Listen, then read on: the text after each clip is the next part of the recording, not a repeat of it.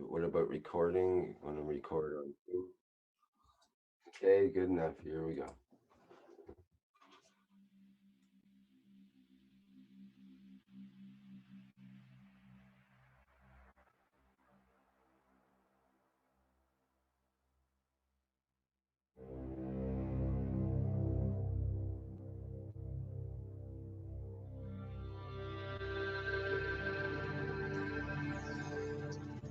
You have people listening from every corner of this planet. No knowledge has been dispersed so beautifully, so balanced across the planet, on this planet ever, maybe in the universe.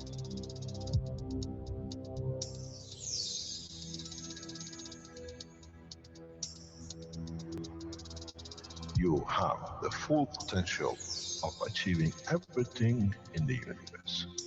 There is no need and there is no reason for man not to achieve.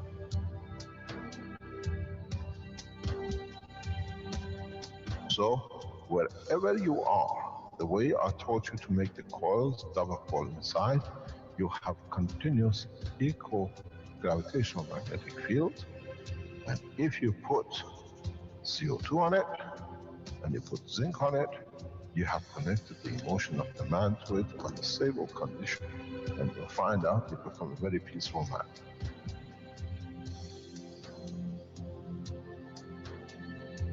Here, instead of having galaxies and universes and matter state gravitational magnetic field strength to dominate and dictate the shape of the plasma.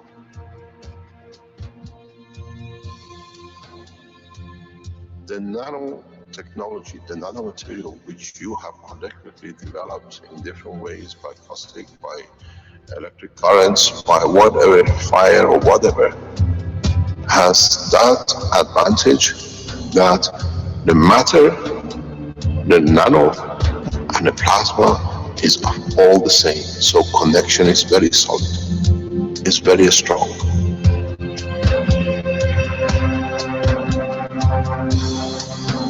The power of the plasma technology, the way we have thought, is beyond imagination of the man.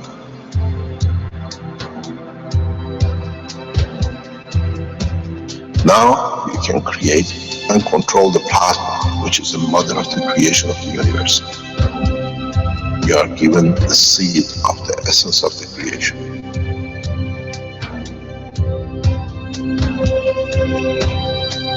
The foundation does not belong to no one and is not made of one anymore. You are developing it, you are structuring it, and from today we will be still the same. We'll still develop the technology in different names, in different colors, in different nationalities which they do not exist. It is beautiful when we see the Christian, the Muslims, the Jews, and every other belief are working together to build up systems. We have already become one faith. We already have become one nation, and we already become one planet. You got to remember one thing. Dates is irrelevant. Today is the last day of the Christian calendar, or tomorrow is the beginning of another. One day is connected to another. We don't stop. We are working round the clock. The Keshe Foundation team is working irrespective of time, position, religion, country. And now we achieve what we set out for.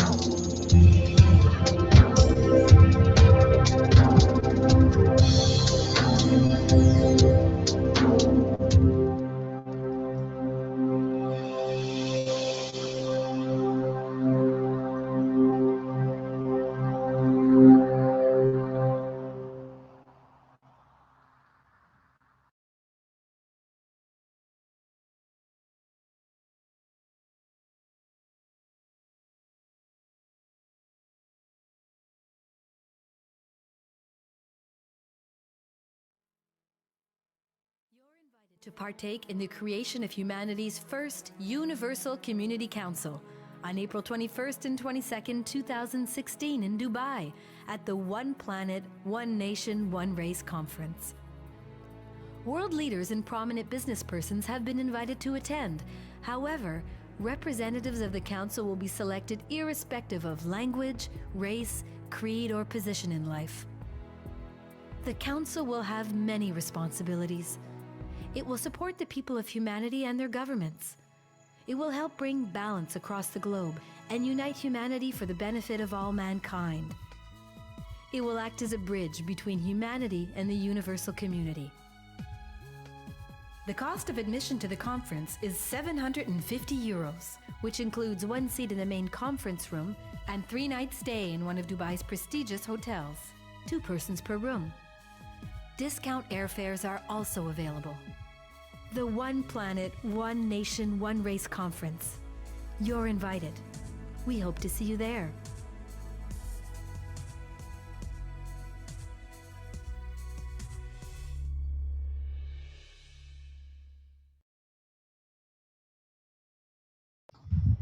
Do we get the German one? Hello. Welcome everyone to the 107th Keshe Knowledge Seekers Workshop with Mr. Keshe of the Keshe Foundation, available to give us another teaching today. We'll have some other presentations from Taiwan. We'll have something about a plasma tree health system and some information from Benjamin later on in the workshop about decontamination, and possibly some agricultural initiatives from Jim and Lisa, I believe are the names. And meanwhile, we're ready here on, it's Thursday, March 31st, 2016, and it's Knowledge Seekers Workshop. We're ready now to hear from Mr. Keshe, I believe. Are you there, Mr. Keshe? Yes. Good morning. Good day to you, wherever, as usual, and whenever you listen to these Knowledge Seekers programs. You're back home in Italy from the Keshe Foundation Center, and we carry on with the same work in bringing the knowledge internationally from all the Keshe Foundation supporters across the world, wherever, whatever they're developing, that they're sharing it openly. I was in a meeting a couple of weeks ago in Dubai with a very influential man. He said, what you have done is against all the rules of the present world. People sharing knowledge, and they are proud to share it. And they don't see anything else but sharing it to change humanity. And this is a change. In a very simple way, today we'll go across the world. In different parts of the world, people sharing knowledge which can change or maybe help somebody's life somewhere down the line. And in so many ways, preparing mankind to become ready to work as one unit, not as division. In a very recent communication, I explained to somebody who is close to the foundation work at a high level that the foundation is there to create unity, not division, but division for those who create wars. Because now they have a conflict what we are going to do with this situation, where people are working towards peace collectively and they don't need us. Because up to now, every time there was a peace movement, there was a move to change the position of the humanity after thousands of years, the people who control the purse financially control the decision.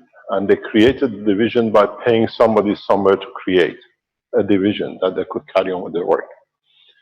For the first time, we, as Keshe Foundation supporters around the world, we are not tied up to any financial strings. We make the tool of peace at home, in the kitchens, in the garages, in laboratories, that we make ourselves peaceful. And with us becoming peaceful, we bring peace to our community, and we bring to our nation. For the first time, world leaders have realized something very simple. We are one of them because we have to go with them. Otherwise, they don't need anyone to be part of themselves. We become a highly influential group which, as I said from the beginning, we have become financially independent, we are structurally independent, and we are independent thinking people. We give platform to everyone to share knowledge.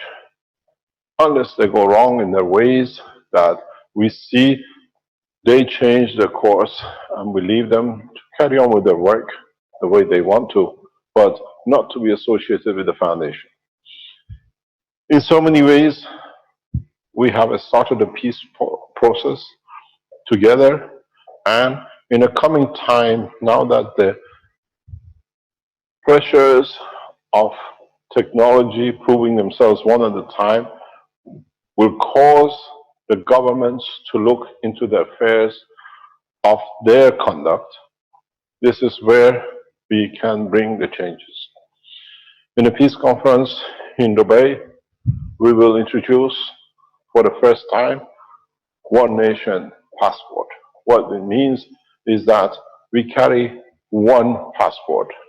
Borders do not count, and we make this true as a policy that you carry your one planet, one nation passport with you anywhere in the world. Is just to know what's your name, where you come from, or who you are. What is your understanding of the structure of the planet? And this is how simple it's going to be. We are not replacing passports. In a way, we create a passage throughout the planet free for everyone. This will become part of the structure of the Keshe Foundation. Because when you're one planet, you don't need to get visa to go somewhere. As I said in a couple of days ago, even yesterday in private teaching, the birds do not carry a passport when they fly from Russia into Africa. The fishes and the whales do not carry a passport when they go from one ocean to another. What should the humans do? But at least we can bring the condition that by bringing peace, we can structure unity. And that unity means change of armies, which means the army to defend lines, imaginary lines, become army to develop, to encourage and bring prosperity. So in the coming time, we receive and we have enough support from some major governments to introduce the peace plan directly from the ground. The conference in Dubai is more or less a stepping stone in the direction which we will go, and what we will achieve, it will be fantastic in a way that we will teach humanity how to teach us to be one, because most of us have forgotten the whole process. In so many ways, we'll advance. In so many ways, we'll go to the next steps of development of humanity for ourselves, collectively to be ready to be part of the universal community. What we'll learn today, we'll try to add to the knowledge in totality for tomorrow. And we have seen a large number of people following the same structure, sharing knowledge the way we do, and at the same time, in sharing knowledge, we help each other to find peace amongst ourselves. Today, we will receive some information around about 10 o'clock from Ghana, from Benjamin, where the Ghanaian Atomic Energy Authority, which we are in collaboration with, will release the microbiology of the waters, how the system works. There was a discussion last week when we received the information from Japan, from the Keshe Foundation in Japan, that the water or the gas of CO2 was used on fogs for conferring the non-toxicity, and cleaning of the radiation. And some people, as I said, ask why why can't we drink the GANs directly? The test, as I said on Tuesday, was on mouse. We need clear indication what dosage, how much can be used for decontamination. This goes back to our different connections with different governments, and in the coming time we will achieve, and we open the doors of Iranian scientists on the nuclear level to disclose this information for us. We bring the Iranian nuclear industry scientists on the platform of sharing knowledge openly. So we ask the Iranian government officials for testing of their GANs in different kind of radioactive materials at the Iranian nuclear sites, and then we share knowledge. This way we open the nuclear industry to public, because now we know we have found a solution for nuclear contamination. The fear of use of the nuclear bombs, with this disclosure from TEPCO last week, brings and changes the whole of the nuclear industry. There is no fear of contamination, because now we have found a solution. We see how TEPCO has used it to, as it was shown in the pictures, drive freely in the most highly contaminated area. So the system, the technology works. You can wash, you can clean your body. So what should be no more fear of nuclear industry. It's us, people like me, as a nuclear physicist, to encourage the industry to test and to come up with solution. As I said, through our contacts, direct contacts with the Iranian nuclear industry officials and the government, we encourage the Iranian scientists to rapidly test and release the technology on the same ground as Atomic Energy Authority of Ghana is doing with us. The openness takes a lot of fear out. And bringing then the American nuclear physicists and then the Russian nuclear physicists together collectively to test and confirm the parameters, this will change a lot of things. Something which you might, I'm sure a lot of people haven't realized, is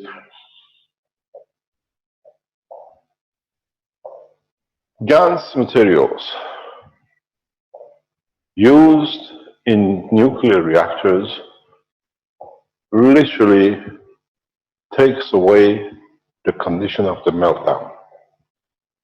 One of the biggest fears of operating nuclear reactors is the meltdown if it runs out of control the way it did in Fukushima. One of the advantages which we encourage the nuclear industry to look into, and we do in our communications with them, is to add the GANs into the cooling system of the nuclear reactors. That in case of radiation leak, they can collect the GANs easily at the bottom with the radiation contamination, so fully safe. So this is another advantage to the nuclear industry. You don't need much of it, but in so many ways, I know today His Excellency President Obama is online listening, Washington is online, we know Beijing officials are online, we know Russians are listening. So we invite all three of you, all nations, nuclear nations, to join in evaluation with the Iranian government officials in nuclear industry to safeguard the nuclear reactors and nuclear industry. So in a way, we know officials on all three governments, 4 governments are online. We invite you to collaboration in using the new technology for safety of the nuclear reactors. That we have no problem in a way with the destruction or meltdown as we've seen in Tokyo or in Japan, and then we have to clean it up. We can introduce GANs materials into the system which collects any radioactive radiation which is contamination out of circulation at any point. So in so many ways, there are other properties to the GANs materials in transfer of radioactive material from the source that even in a case of meltdown, the reactor stays safe. We should not see Chernobyl and, in so many ways, Fukushima repetition, even if you have a meltdown.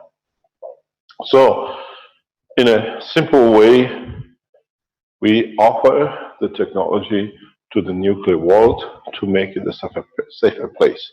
And nobody is in a position to do it better than me as a Iranian nuclear physicist, as a person who knows the operation and the design of nuclear reactors, as an expert in nuclear industry, to offer this technology to the governments. But as we do everything public, that when I walk into the embassy of Iran, they don't tell me he's negotiating for nuclear bombs. We are negotiating with Iranians for safety reasons, for development of safe systems, for nuclear industry. We call in the collaboration of the Italian nuclear technology people who have worked with us before for further tests, because they already have tested the material, and we've seen now we can expand on the knowledge what we receive from different nuclear countries. This brings us back into what are we going to learn today? What is going to be on the table? We have what we call the Voice of the Keshe Foundation Knowledge Seekers. Rick, what is on the plate for us today? Well, Mr. Keshe, as I mentioned, we have the Taiwan plasma tree health system. Perhaps we could start either with that, or if we have Jim. Yes, why not? Go ahead. We've seen, let me explain. This video, this teaching comes from Taiwan Knowledge Seeker 1-year program, 3-year program. We saw this for the first time as one of the students showed it. They are doing it in Taiwan.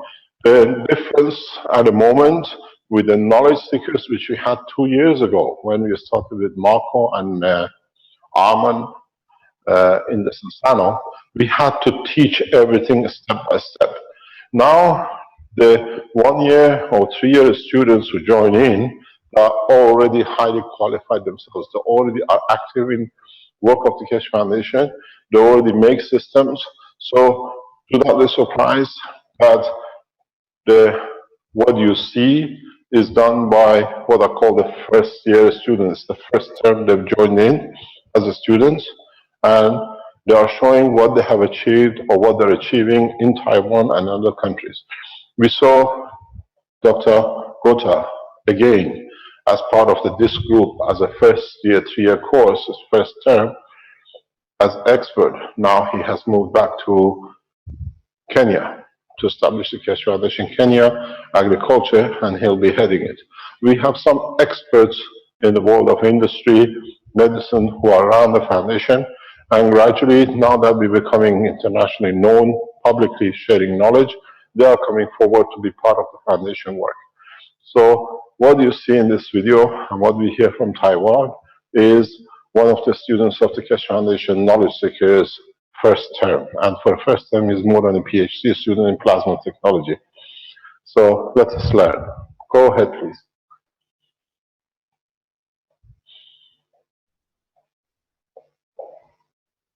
Can that person identify themselves and come forward to make the presentation? Or who is, okay, there we go. Okay. You want to share a screen? Because they have a video. They have a very beautiful video. The implication and application of what is shown is immense if you understand the process or we comprehend what is on the table. This is a medical unit. We've seen a replication of it in Philippines with Renan originally, replicated in Austria, and now we see the Taiwanese version. But what is important with this, why we are showing it, is for the first time, it shows there is a flow of gravitational magnetic field from the system. We could say, how do we know things move? In this video, and they're going to expand on it. I asked them yesterday if they can expand on it, test different things. We see there is actually a flow of gravitational magnetic field. If you understand this, when we come to what we showed on Tuesday in respect to the Philippine, what we call innovation team, where they showed that the gentleman has moved from the bed, and I explained it's because of the sheet or the mattress. In this video, you understand why. Because for the first time, you can see the forces of gravitational magnetic field system, which is used in medical application, but now you can actually see the force.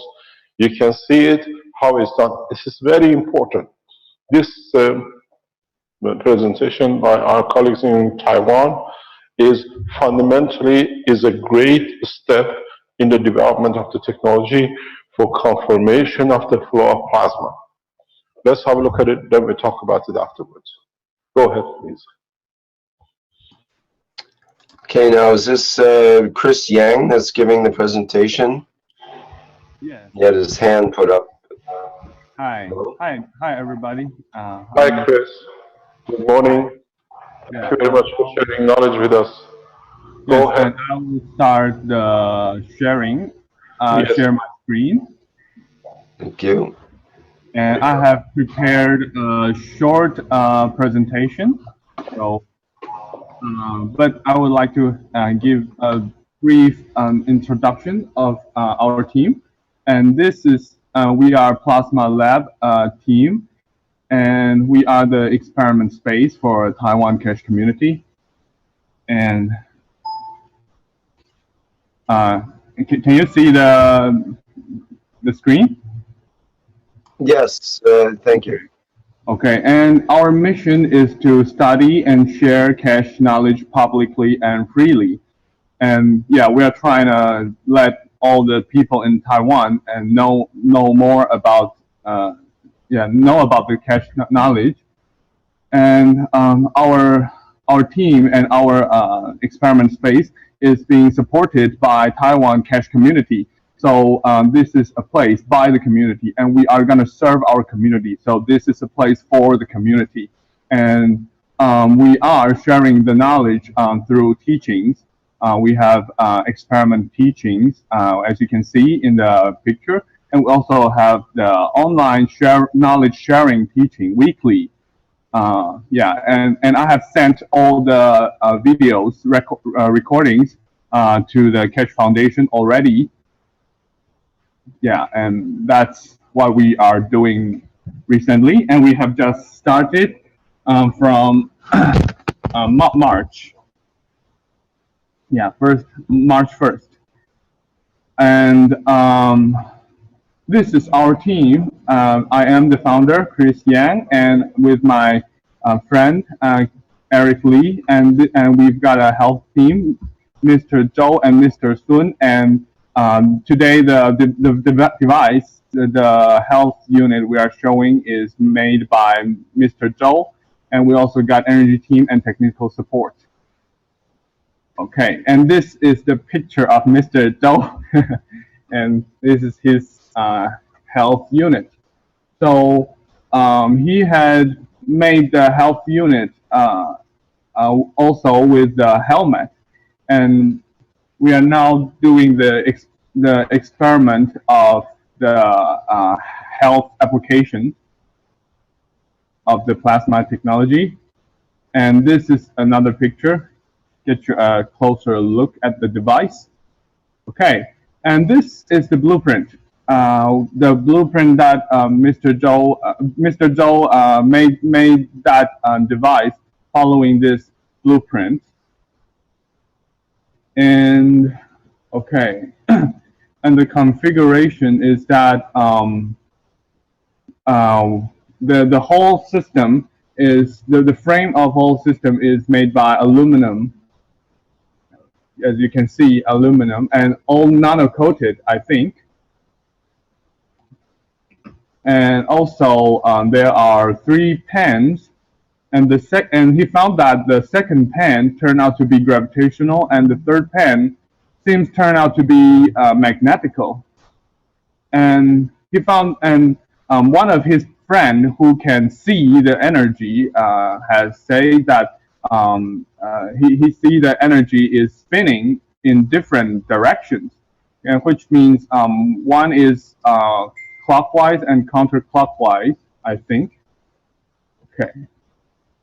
And about the experiment that we have been doing recently, we are trying to attract and repel the styrofoam above water, and we put a copper wire on the styrofoam, and with the pen, with the so I'll show the video.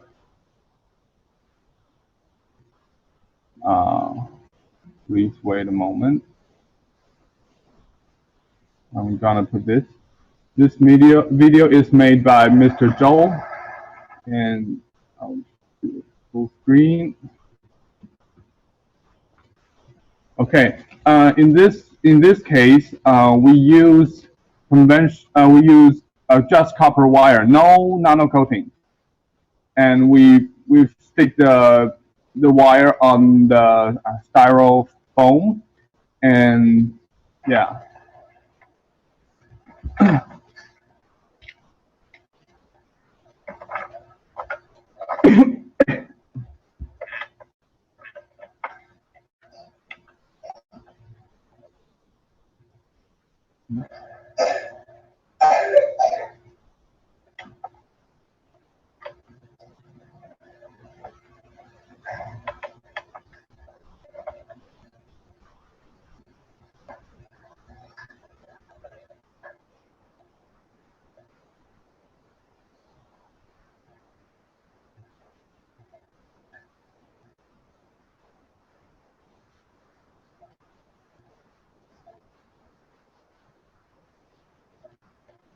So it's moving, as we can see, it is repelling.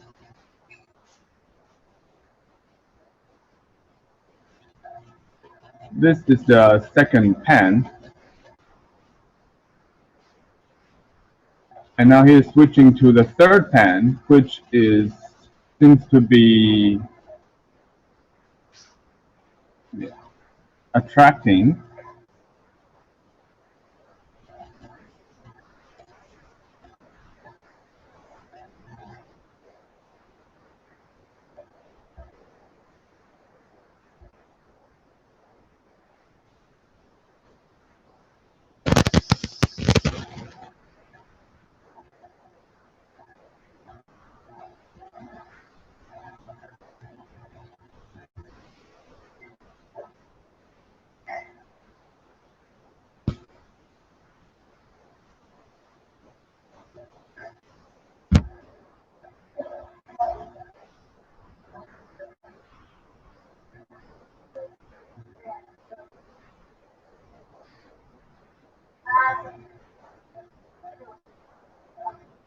Okay.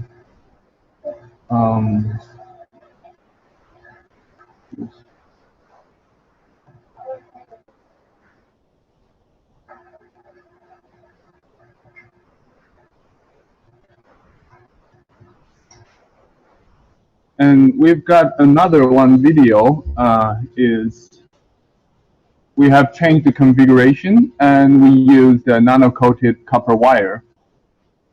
And that's what Mr. Cash had suggested us yesterday in the private teaching. So we've done this yesterday night.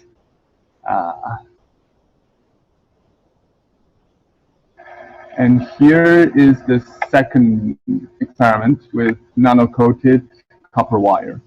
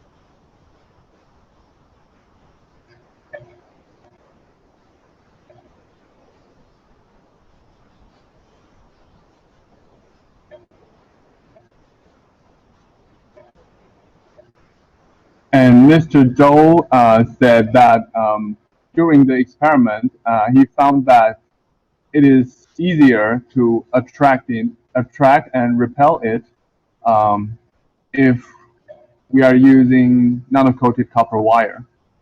It seems more easier.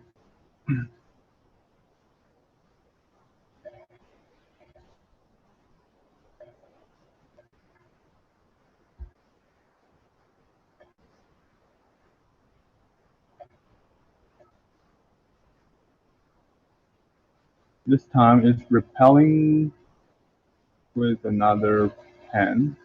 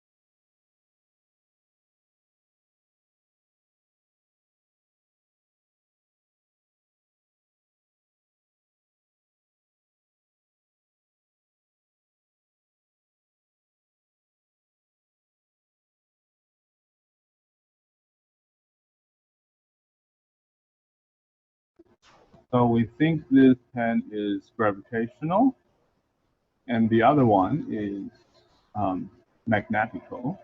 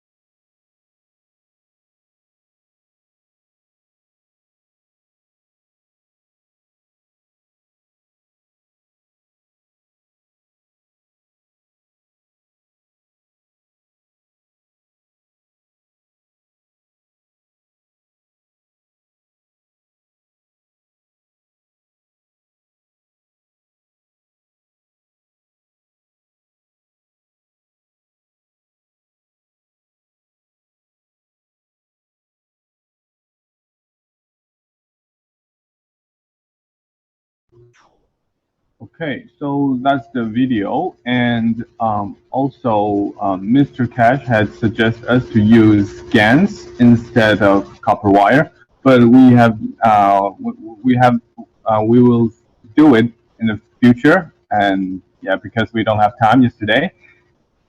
Okay, and Mr. Zhou found that the styrofoam it's easily to be interfered by the static electricity. So he had replaced the styrofoam with a piece of wood, but he don't have time to make the video because it's late night already yesterday night, and yeah, so maybe we'll show it next time. And we also got other experiment about the paint pen, but yeah, I think I will talk about that later if we got time. And yeah, and maybe Mr. Cash would like to say something, I think.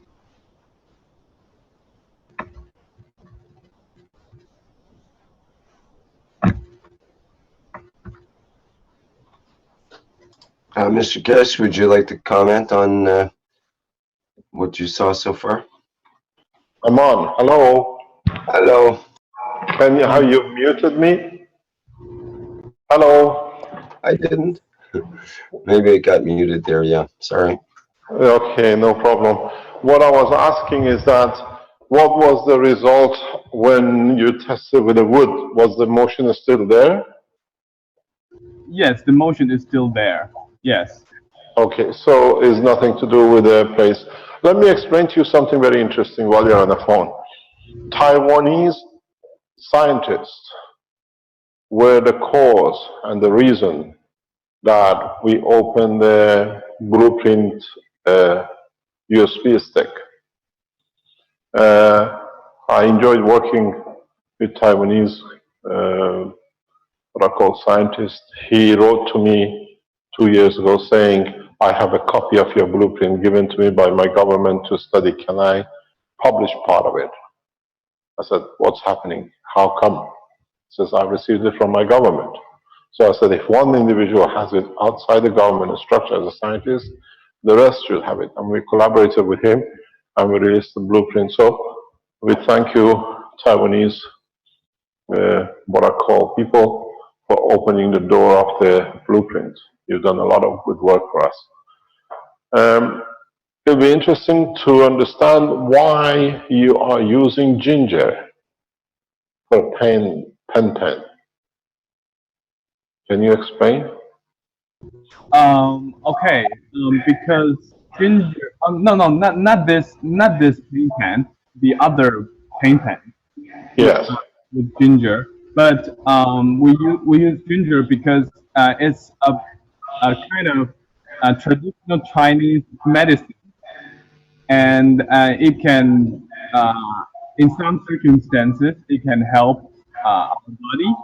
So we are trying to put ginger at the top, at the tip of the paint pan, and pointing the paint pan at our throat, and that's also the experiment. Why don't you take it? Why don't you take it a step further? Ginger is usually very thick. You can find long gingers. Drill a hole inside it and use the body of the ginger as a pen and embed the coil in it. Oh yes, we can do that. Yeah. So instead of putting on a tip, the whole body becomes part of the structure. Yes. Okay. Maybe you can do the same with a banana. Banana pen. Yeah. Yeah, why not? We got to see what it brings. Yeah. Okay. Okay, carry on, please. Okay, I'll carry on. And okay, and this is our another experiment on paint pen. We've made different paint pen and which are made by different persons. Interestingly, someone who can see the energy, the one who had told us that what he saw is very different. The energy goes through different length, distance, and also the width of the energy. The range of the energy is different. As you can see,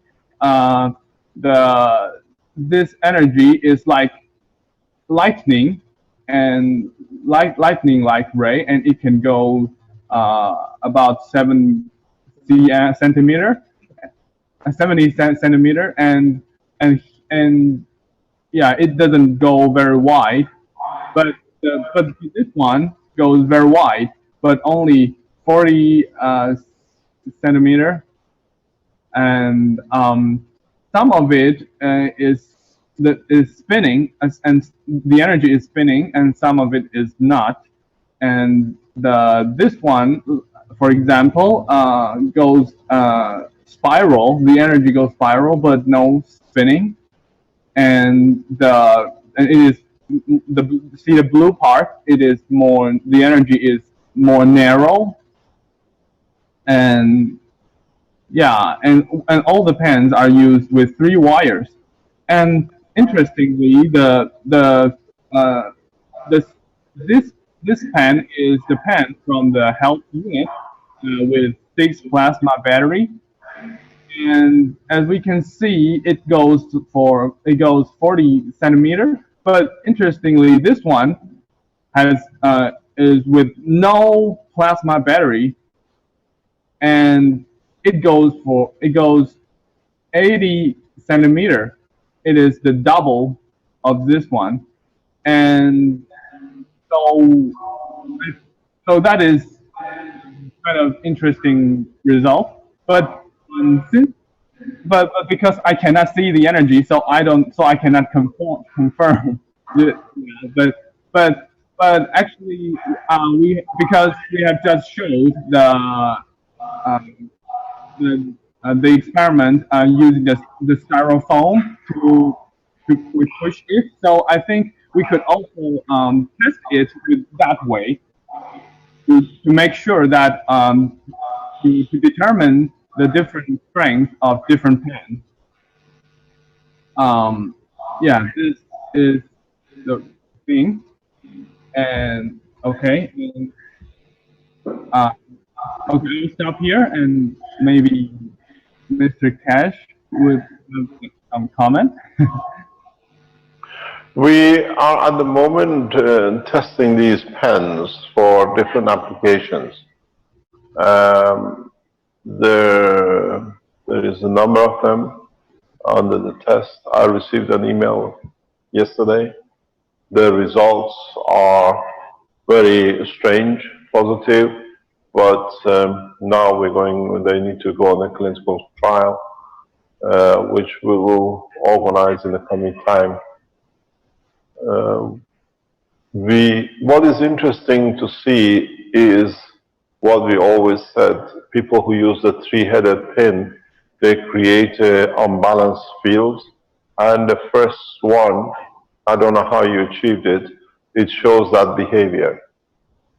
You should be using one pin pen, not 3 for stability, and you see it clearly with this drawing. The reason you have a different performance with a plasma battery is the strength is much spread, but very, very, very much concentrated at the beginning. This bottom one, 3 wires and 6 plasma batteries, or 3 wires on plasma battery, is the way the vertical systems and the helmets are made. So the plasma you make, because the system on one side is connected to a battery, and on the other side is transferring energy across to the panel which is in the front. So this gives a very good indication. We have to have a scientific report on this that we can add on the blueprint section for the pens.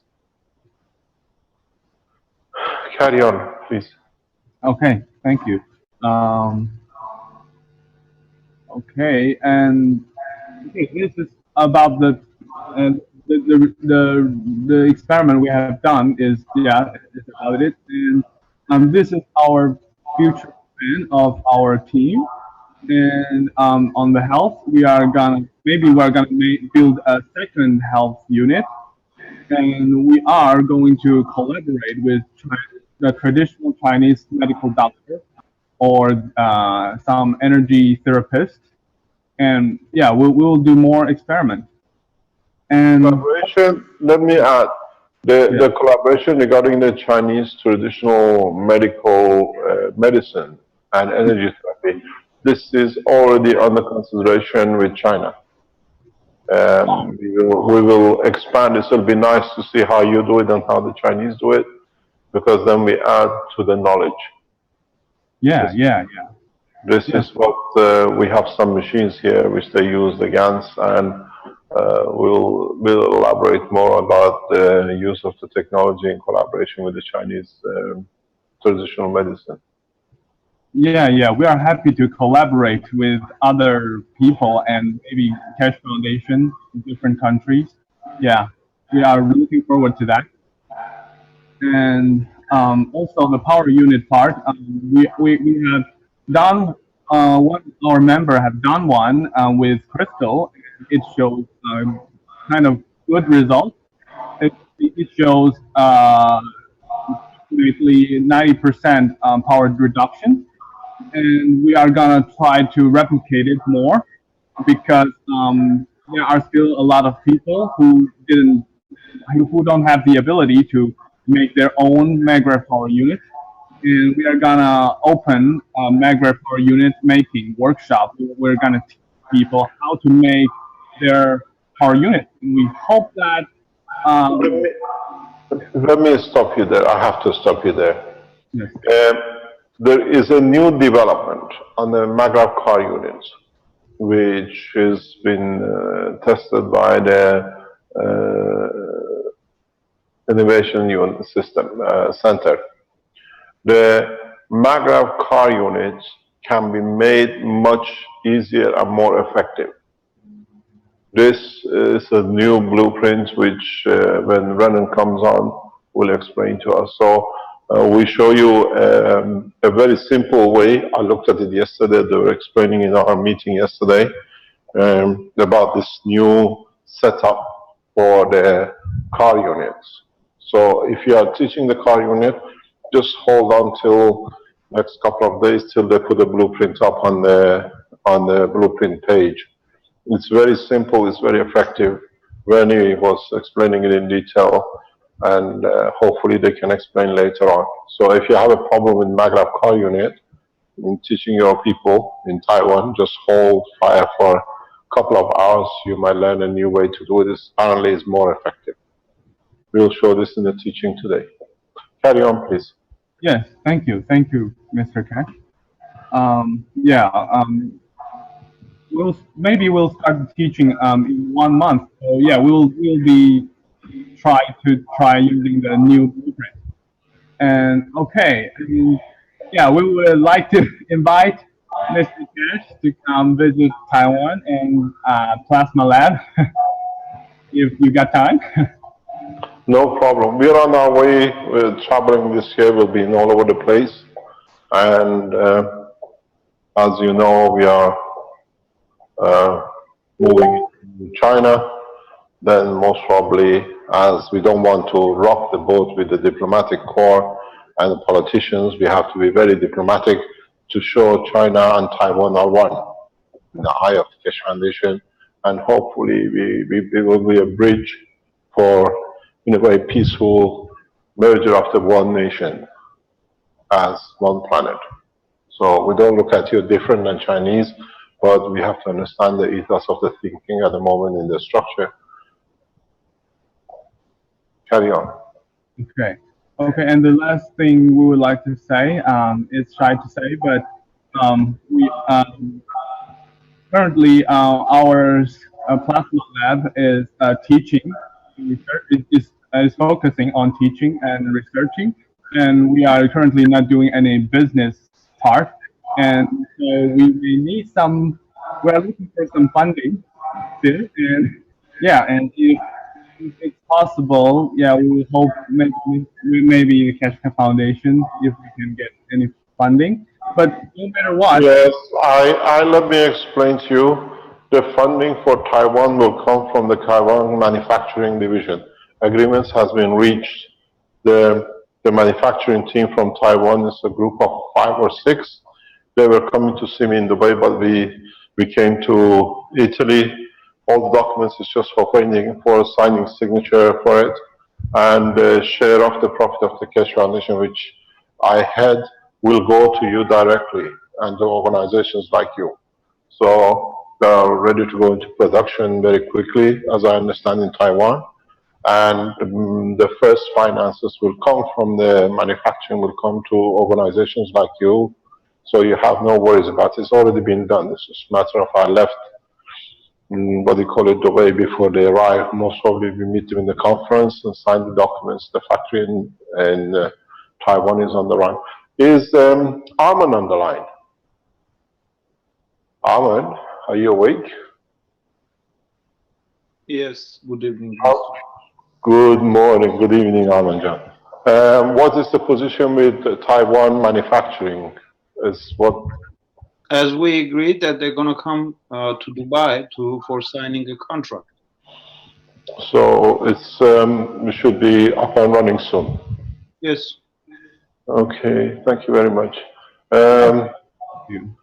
I think you better put them in touch with the Taiwan Manufacturing Group, Arman. Mm-hmm. They can collaborate even for training of the staff in the factory, because we know staff needs training how to handle nanomaterials. Some of the knowledge seekers become the workers in the factory. At least we create employment within the structure. Yes, of course. If they send me an email at Arman@Spaceship Institute, so we will arrange it. That's perfect. Thanks very much, Arman. You're welcome, Mr. Cash. Carry on, please. Okay, yeah, and so no matter what, we are going to do our best to develop and share all the knowledge we have with people. And yeah, that's all. That's all we have today. And thanks. Thank you very much. In a way, if you get in touch with Arman he'll put you in touch with the beautiful picture, with the team of the Keshe Foundation Manufacturing in Taiwan.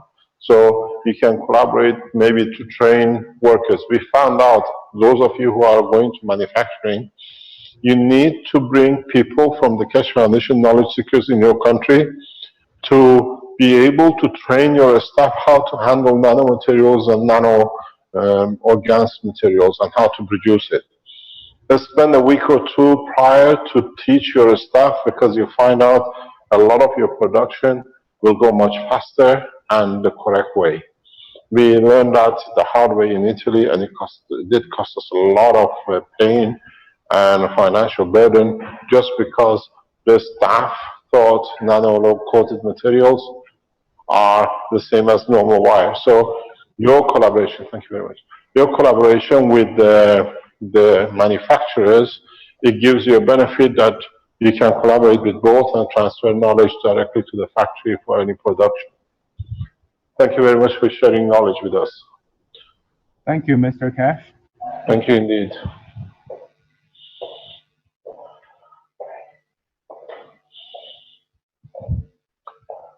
Next, what is the next surprise? I was wondering if Jim and Lisa are online, that they might be able to present their agricultural presentation. If they're one of the viewers, they can put up their hand and be promoted to a panelist, so they can speak.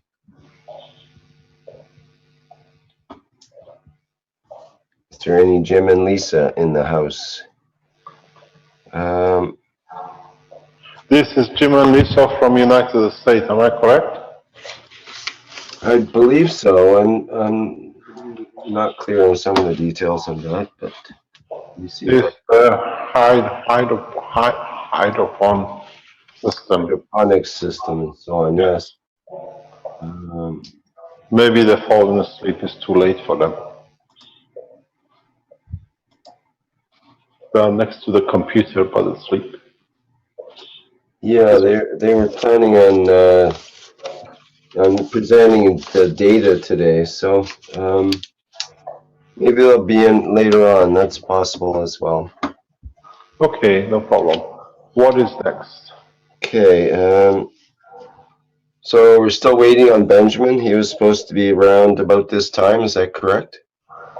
He's supposed to receive the report from the laboratories to be able to present it. It'll be a few minutes, most probably. What is that? Let me see here.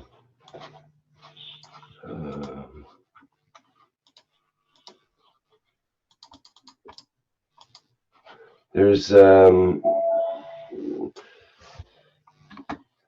see, I've got a thing in Facebook from Heather Bryant, who it might be interesting to have a look at. Let's see if I can bring that up here just a second.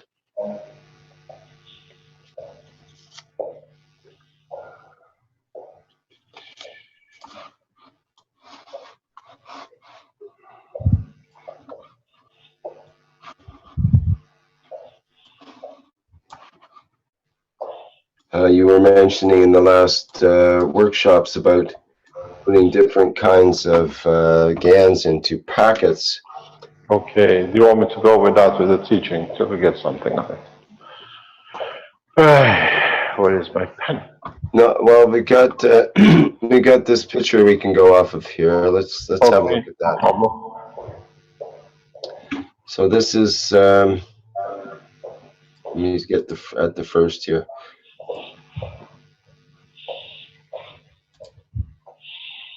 Okay, so I think it starts here. It's a copper packet, copper GANs packet. Okay, and then we can see the packet sealed within another packet, Okay, wait, I don't see that. We don't share the screen. Let me try it again here, then it should show up. Yeah.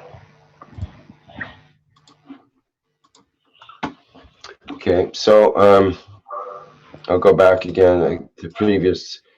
It shows a copper GANs packet,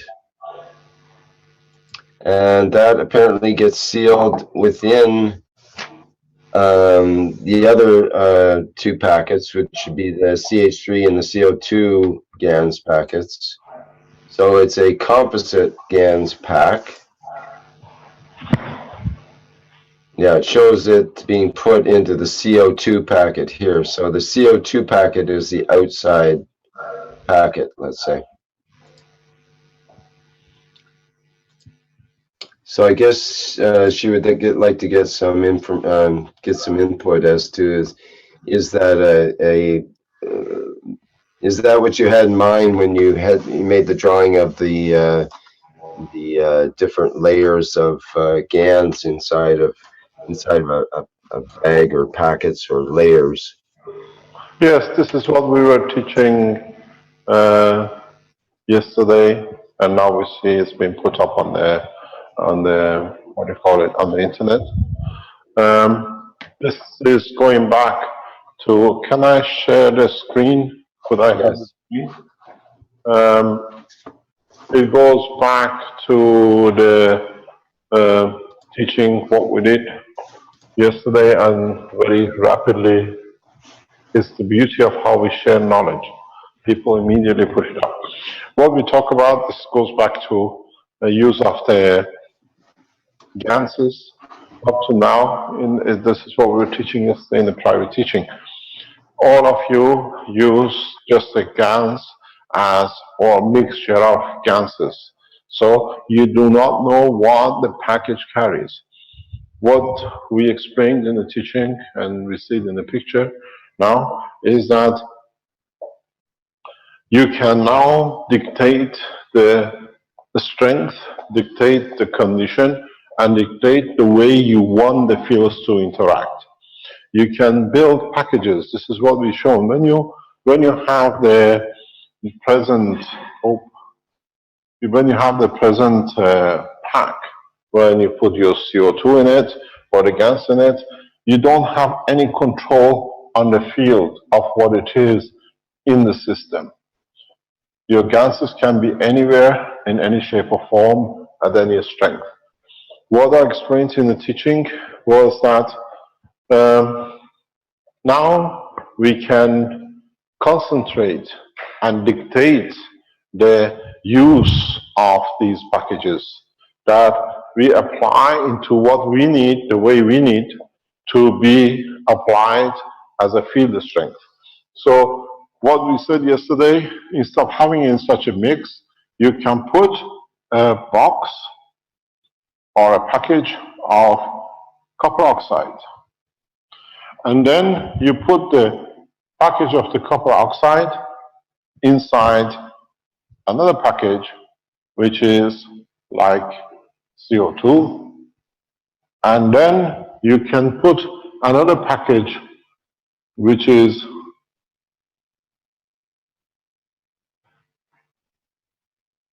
if I get this right, go back to green. Okay, we'll choose. We can put another package which could be of CH3. Don't forget, understand exactly, I don't have it, I don't know where it is, what this dictates. Now you can move these packages. You can move, for example, the copper oxide to one corner. You can move the CO2 in the other corner. You can move it and change the strength by mass. That now, if you look at this is the blue, your material now sits in this formation. If you look at it,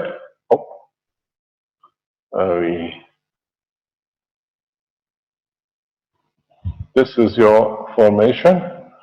And then you have the green, which sits, this panel takes its own shadow. And this is what you get. So now you can more or less concentrate. But do you know what a pen is? I cannot find it. You can concentrate. It could be on my desk downstairs in the office. In a way now, you can, if you look at it, you can concentrate the field strength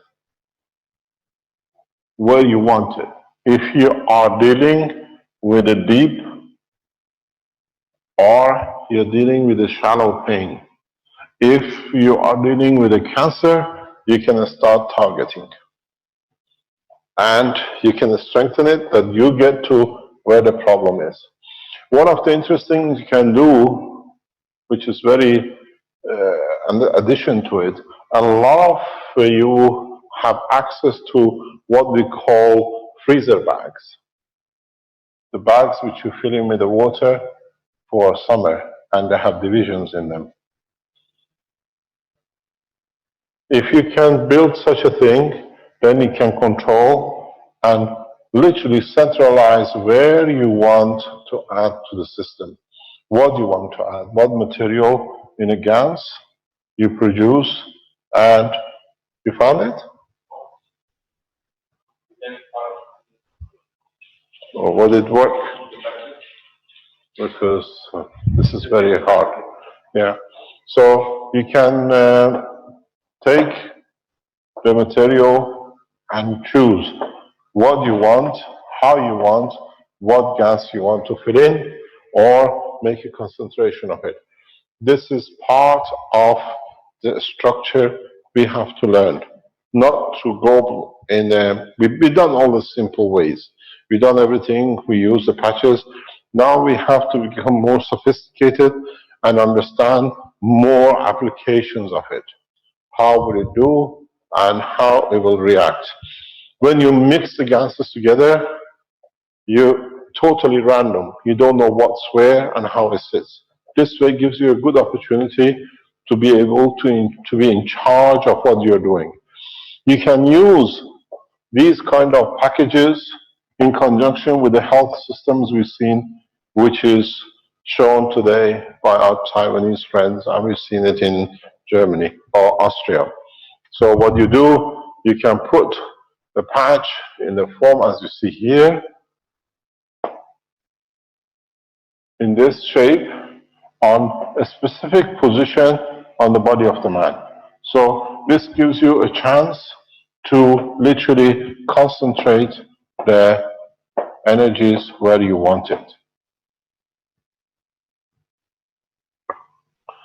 These are the developments.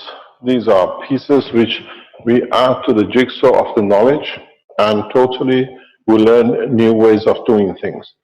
The basic mixing, basic gases, all now can be brought into a knowledge collectively, and This has a lot of application, huge amount of application.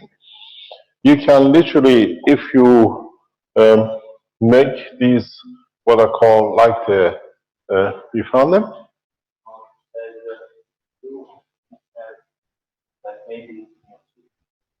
If it is not this suit, it's in the other suit. No problem. So what you can do, if you understood how to use these bags this way, you can literally wrap one of these bags around the cup. And you receive all the energies you need of different gases. There are extension into the knowledge. Two of them going missing is okay. We'll check. So the use of specific gases for a specific job or targeting, it becomes the next step in adding, controlling, and using. What is very interesting now, do we have our friends from Austria on the line?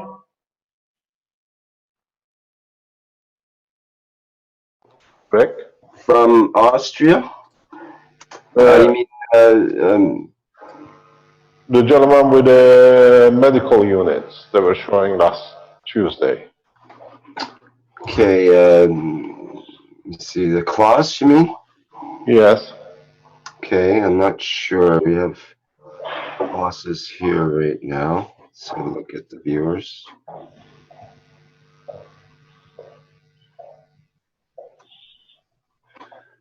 Klaus, if you're there, speak up, please. You might not be under your name today. I don't see him here. No, Klaus is not online at the moment.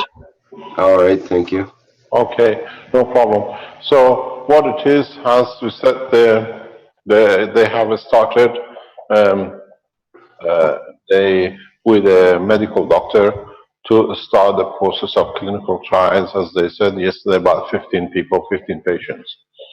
And so we start getting collaboration of the doctors to start running the trials that we can collect the data internationally. We will add, hopefully, more data from other places. But if you look at this structure of the medical stand with the helmet, is what we showed, well, a year ago in Trani, where I showed the cups, which I made for years, and the helmets. There is not much difference. But now you can use a freedom of choice of the material.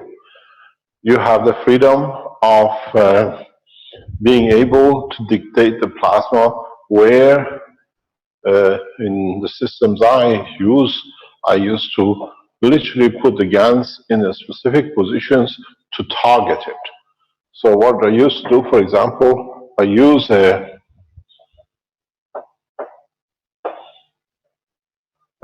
magnet, secular magnet, and inside it I embed GANs of, for example, CO2. So the condition in the cup is that the fields are targeted. So I target the liver, I target the kidneys. And is there a problem? No. So now with these stands, you can do much easier. You can adjust them. You don't need to keep the cup fixed. The body becomes the cup, and you move the magnetic fields and the helmets. Excuse me, can you ask downstairs if there are some helmets and cups from the medical side you could bring up in the lab? No, Caroline knows. There are some cups and the helmets. If she can bring them, we can show them what is the development. Thank you. So we see the process. So we know this process. We have changed the body of man to be in the cup into the actual man being part of the cup. So the effect, the data, the results will be very much the same. These systems which you are building in Taiwan and other places will give you a vast, a very powerful, non-intrusive condition, use of application of the technology in the health. You can become so precise using like these patches, which we just shown, in conjunction with the system. This is what the doctors will do, will show you. They use the patch with the body, and you can target, literally, for example, to repair a heart valve. You can position to change or dissolve cholesterol in the blood vessels. The doctors will show them how to do it. This is the beauty of the system. No need for operations, because now you use very much a patch like this in conjunction with a system like this. You target a balanced energy, emotion, and physical change. This I have made many over the past 10 years. Now we see the total application of it. But because it's not done by me anymore, a lot of you are doing it. It's fantastic the way the knowledge will spread. We see in most probably Bulgarians are doing it, the Chinese are doing it, and everybody else is at it. So we make it a norm. But now, if you build these systems, please come into the foundation and let us collect data. There's no use building it and testing it. There is a new way of thinking. If you collaborate with the doctors, if you're collaborating with the medical people, they look at it, the traditional way of medicine they've been taught in the universities when they became doctors. We have to add to the knowledge. It's like when the homeopathy came in, the doctors a lot rejected it because they couldn't see anything. It wasn't a medicine that they could see something. It was a field effect. It took doctors who could see a frontier in the medicine to help their patients to try it. Now we are in another stage. We need to become the frontier for us to collect the data, for us to accept the technology. There is no FDA, there is no health authority in the world who can dictate how the technology on the medical system accepted or can be accepted, because it's tested by people at home. It's done by people at home. Next week, I'll show you a portable version. We use this portable version in United Arab Emirates with a doctor on a patient with a cancer. We've seen instantaneous disappearance of the pain from the cancer point. It is very effective. It's very direct. So when you build the systems, collaborate with the doctors. We are doing it in Philippines. Renan can tell you, we have done a few times.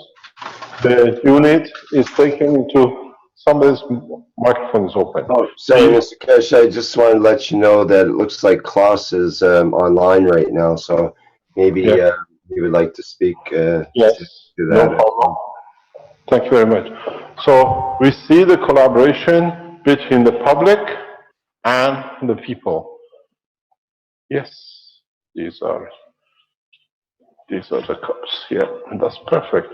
Here we are. These are the systems we've shown you before. If you look at these systems, this is a breathing system which I've been making for years. This is the helmet where we place cores with magnets, with GaNs in it for years, and it works effectively. We had to try it this way. And then we see the systems very much directing the fields directly on the body. This is what you're doing now with these systems, what we could concentrate it. Now the beauty with the systems which you are making is bringing the whole structure into the balance, not localizing it. Building a system to cover the whole body was literally impossible job. I've done 2 or 3 full body size system, and it takes a lot of energy to build it. It takes a lot of design to do it. But with the systems you are doing, what we saw with our friends in Taiwan and we see in Austria, it's very easy. You're not going in the territory unknown. You're going in the territory, I'm taking you exactly where I want you to be because I have done it for 10 or 15 years.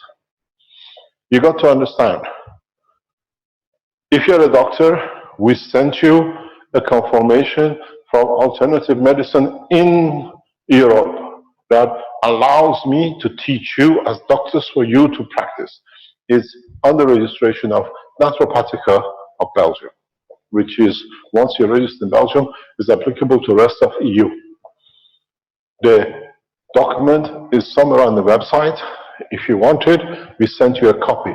It certifies I can teach you, I can develop a system for you to be able to use it on your patients, and this gives you the freedom that even is underwritten by the insurance company in Belgium, that it can be used. I can teach doctors and scientists to use this technology, this system. So if you're talking to doctors, we can send you a copy of the certification that has been allowed to be done. So what you're doing, you're changing a system like this. If you look, is a breathing system. It goes in the air and the air comes out. We have done this in the case of a coma patient with the liquid going through it, but in a very elaborate way to construct the body of the person in coma to use it. So what you are doing is a much more open but practical way to change conditions.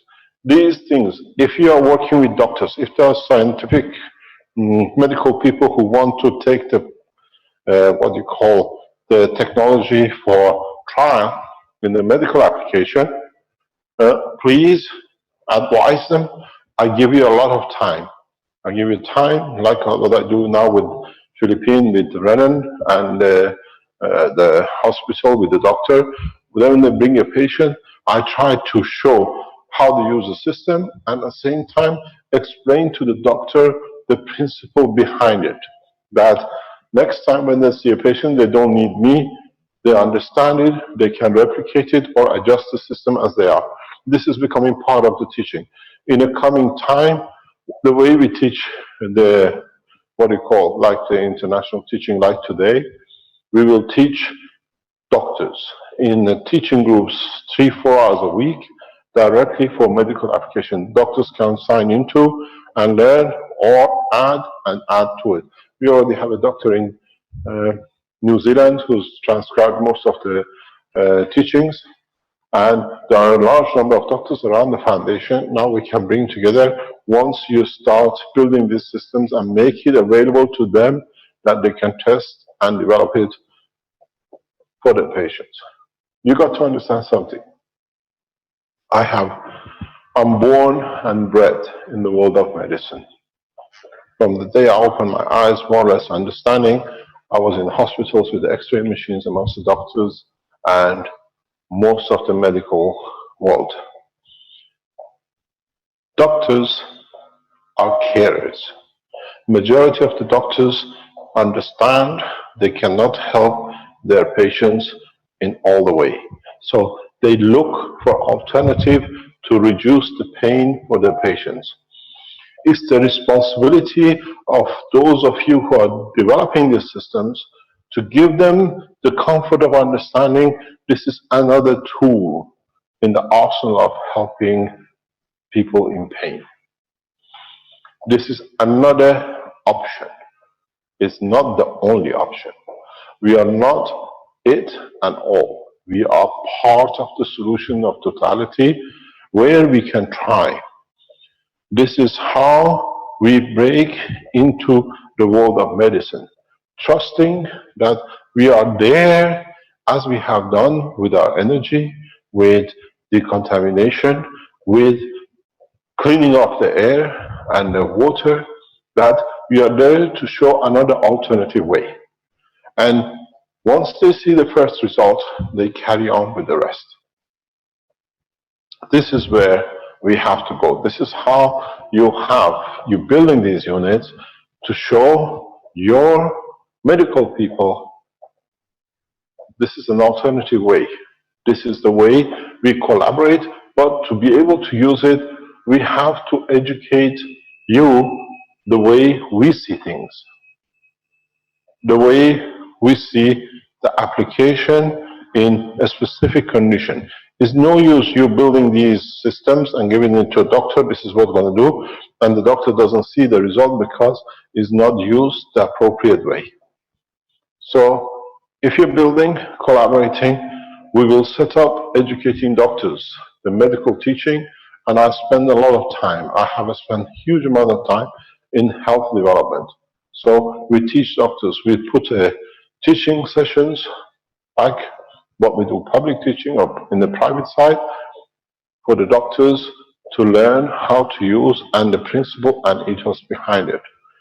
There's a lot of teachings of the medical application, which was done with Dr. Ilya Kostova a couple of years ago. We add to that series on actual application, passing the theoretical part. Our friend from Austria, can you explain to us what is the step you're taking with the doctor, please? Yes, hello. Our doctor here will get soon in some weeks the health unit and the helmet, and we got here 15 patients who will be part of this project and who will be partly, not all of them, but some of them will be treated only with the cash devices, and we are prepared and are preparing documentation sheets that everything can be documented in every step, and we collaborate, or we plan to make a weekly session together with Mr. Cash in order to talk about every single patient and his illnesses, so that the doctor can learn how to use the health unit, the GANS patches, and the other devices. This project will start in some weeks here until we finished the next version of our health unit, and well, we are looking forward giving speed to the whole process in development. Thank you very much. The process will be, we'll start recording all the sessions with all the doctors around the world, that the other doctors can go into the system and pick up, if it's Alzheimer's, how they have to use the system. So we're making a reference library for the doctors to be able to go to. This will take a couple of months to set up, but now that we start collaborating with different doctors around the world and all is on recording, we can put each recording on the what I call the bank of the knowledge of a blueprint for the doctors to use. What's next?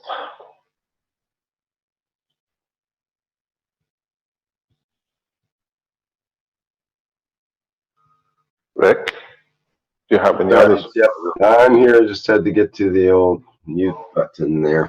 Now, we've got Heather Bryant just came on as panelist here. Maybe she would like to comment on the some of the information about the health pad that came up. Heather, would you like to say something there? I'll unmute you and see if, go ahead. Oh, okay. Hey, good morning, everybody. A little late to class here. Yes, of course, I would love to share. I've been playing a lot with making the health pads. I showed your Facebook site with the photographs of the pads. Oh, okay. Beautiful. Yeah. And Mr. Cash has been talking about that in regards to, well, especially the idea of a divided off pad and using it in conjugation with the health unit. Oh, okay. We'll go back and listen to all of that, I don't want to repeat any questions or information that was brought forth. Right, I see. I thought you might have seen that already. No, just woke up, sorry. Okay, good. Well, I'm sure you'll have more to add once you hear what Mr. Kesh has talked about there. Okay, I'll say if there's anything that wasn't brought up, then I would sure love to discuss that. Is there anything Mr. Kesh would like to ask Heather about her health pad? No, it's not really. Okay. It's just that how we collectively have to expand the knowledge and see how we can make the units to work. That was an important point that Mr. Kesh brought up in regards to collecting the information. And that seems to be a major push now to try to correlate and collect the information from people all over the world, essentially. So you're in I'm assuming you're in a healthcare position. Yes, I'm a physical therapist. I've been a physical therapist for about 25 years, and I work right now in an inpatient rehab setting with older people. Is there a possibility of collecting data in Oh boy. health pads and whatnot? Right. Well, for the moment, I'm not using these items at work. I would love to be in a clinical setting that is open-minded enough to bring in this type of information or collaborate with the education program that I was just hearing you talk about, Mr. Kesh. I would love to be involved in research and development in a clinical setting where it was accepted to do so. You know what I mean? Thank you very much. We got to set up the system for the medical doctors to be able to collectively work together in that area as we are doing with agriculture. We're just waiting for our webmasters and the programmers to finish the new website that we can move on to add these things to it. I've also heard you speak of a hospital or, clinic that would be working with your technology primarily, and that would be, that'd be a dream job there. As we said, we've been offered the hospital accommodation will come in next year. We're still in progress of developing or finishing, and then we can bring all the doctors together in one position. Beautiful. Physiotherapist would be a good, I know in Europe they call us physiotherapists, but we work alongside the doctors and especially the physical medicine side of doctoring. Be a great adjunct to that team. Thank you very much. I'm sure you'll know before we do when we announce it. You are very proactive. The minute you learn something, you put it, you show that it can be done on the internet. This is fantastic, the way to do things, that we are very open and we share it directly. Yes. We have used the CO2 patch on lymph cancer with the supervision of a doctor, and we should have the results. The scan was done last week, and we will see how the change has been. The gentleman is more or less paralyzed in a wheelchair. You've seen him. We have given him a small patch for a specific point on the chest with the lymph cancer, and we'll see what the results will come, and then we can move him from the bed or a wheelchair into walking condition. What will be interesting in the coming time, those of you who work with the doctors, is that you can use these systems. The system in Taiwan, can you put it back on, or a system in Austria? Can we share a screen to show your system, please? The upright system. Any of them on the line? Rick? Probably if you give them a minute here. I don't have that recorded from previous, so Chris, could you re-show something there? We need to share the upright system there. For Chris Yang, are you there, and can you show part of that system, perhaps, or which one should we go for? one of them. Or Renan, do we have from the unit from the innovation? Yeah, I should be able to show from, there's a, let me look in the documents from the file. Health blueprint, health unit. I think this will work. Just a second here. And share that.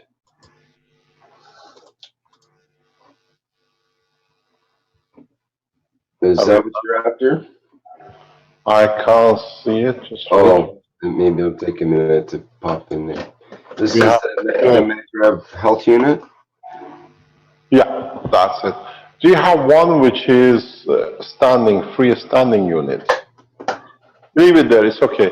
Can I be able to draw something on this? Yes, I believe so. Okay, is that the option has come up? Yeah. No, I don't have an option. Okay, wait a minute. I think I have to give you permission here. Well, it's enabled now, actually, so it should work for annotation in theoretical. We need to be placed on the whiteboard. What? We need to be plain at the whiteboard. Access here. Listen to the man. I don't understand. Sorry, Rick. We need to be painless on the whiteboard account, please. Oh, I got you. Okay, thank you.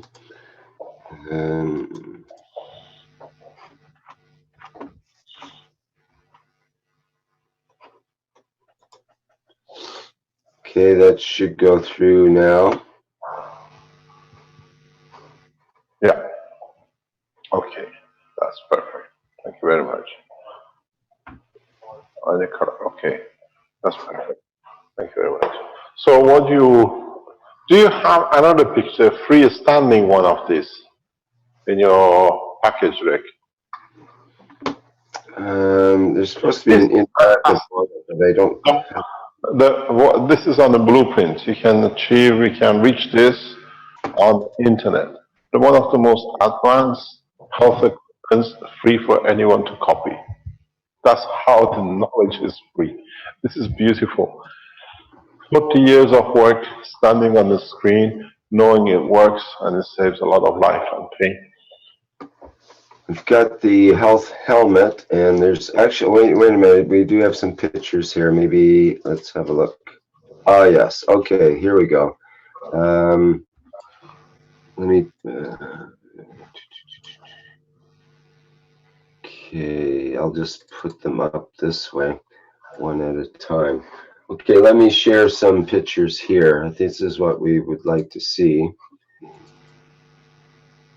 Yeah, okay, that's perfect. That's Renan, and that's our guinea pig. You see, you can move these systems up and down. This is the beauty with the system. But stop there, that's perfect. That's absolutely perfect. You see, here, if you have the body looking down, you can choose to operate with the kidneys. You target the kidneys. This system shows a huge benefit for kidney failure. We would like those of you who know people on dialysis machine, using this system, it's a gift from heaven for them. If you have lung infections, very simply, you choose these two. If you modify the system that you can adjust and control, not only you operate these two units for the lung, but in keeping the other two in operation, you allow the whole body while the lung is changing, because as you change the lung operation, the other organs of the body has to adjust to it, because they adjusted to the sickness, they adjusted themselves to the functioning of misfunctioning of the lung. So with this system, when you use it like this, if you can explain to, or if you're a doctor, understand it, is that not only you target where the problem is or where the solution can be applied, in having such a system upright, you allow the rest of the body to adjust to the change as well. At the moment you go for chemotherapy, you go for radiation therapy, or you go for any kind of changes, you target to one point, you don't consider the rest. The beauty with this is that you allow everything while it's changing to change, that it brings back normality. This is one of the most powerful tools of these kind of systems. At the same time, when you do this, not only you change the physical operation, because you're dealing with a plasmatic full spectrum, you handle the emotion at the same time. So if the cause of the lung is emotional, not only you change the physical structure to be normal in respect to the rest, on top of it, you adjust the whole body for it to be adjusted with the new changes with the lung. You allow the emotion in the brain of the man to be in the same position too. This is the beauty with this. When you do this, you cover, I have no drawing.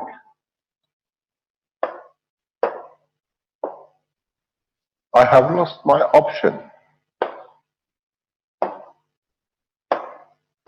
I should stop the sharing to allow you It's to. okay. I've got it back. No problem. So in a way, if you go back. We're in problem again. So in so many ways, when you Did you want the whiteboard, Mr. Kesh, or did you want that previous screen share? I lost my screen share. I lost the picture which was there. You took it off. Oh, okay. You want that back up? Sorry. Yes, I lost my thingy, my pen, so it comes back. Okay, so what happens with this is that you can, even while you are repairing, while you are allowing the body to process the illness in its face, not only you are helping the rest of the body parts, you allow the emotion to handle itself in respect to the diseases created. This is a very powerful, this is one of the most holistic systems ever in the hand of the world of medicine. You are not going into one, you're not helping changing the condition of the lung. You're adjusting the rest of the body to adjust to the changes when the lung is going to work as normal as before. This is very important. The doctors, the medical world, when they understand how these systems work, they will not most probably touch another tablet. They will not go for what has become fashionable as a tablet, as injection. We see now we are targeting one of the things which we have to do as part of the medical application is immunization. These systems are perfect for immunization. In time we teach you why. We know now in Europe with a court case which is finalized in Italy, it has proven with the child immunization injections, they have high level of mercury. And the court has awarded penalties heavily towards the manufacturers.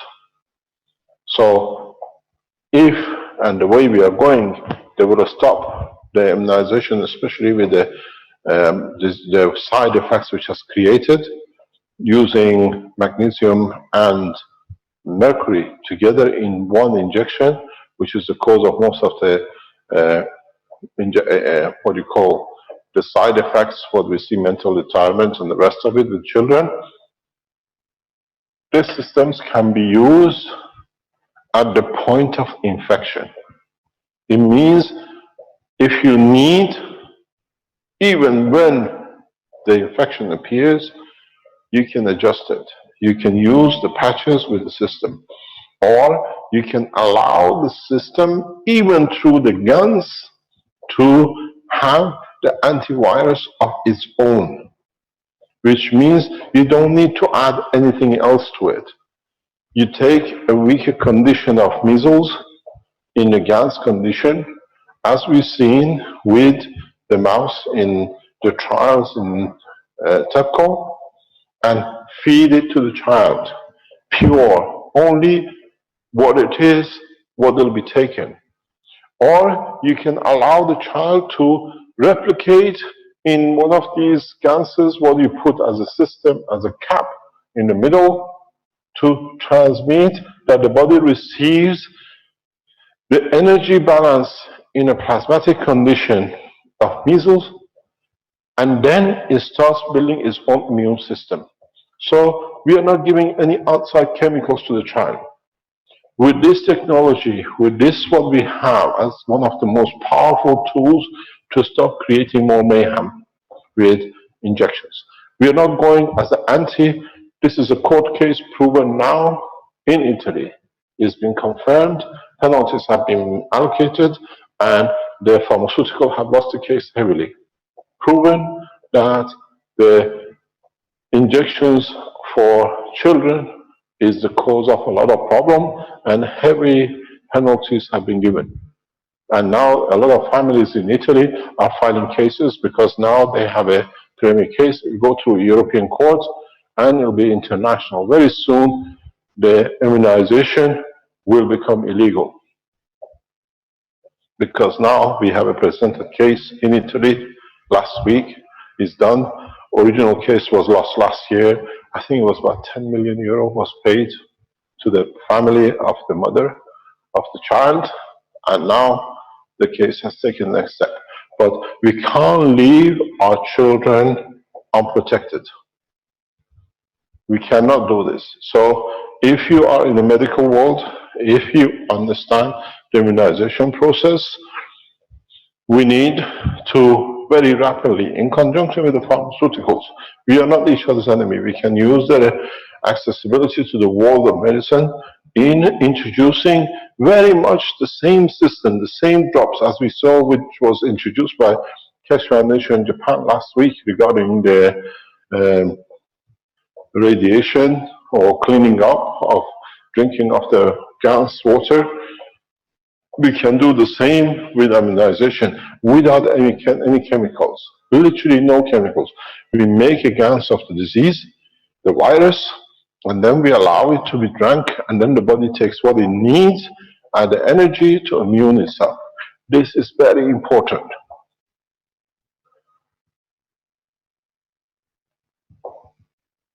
So, in so many ways, in so many applications, we have become the frontiers in where the others fail.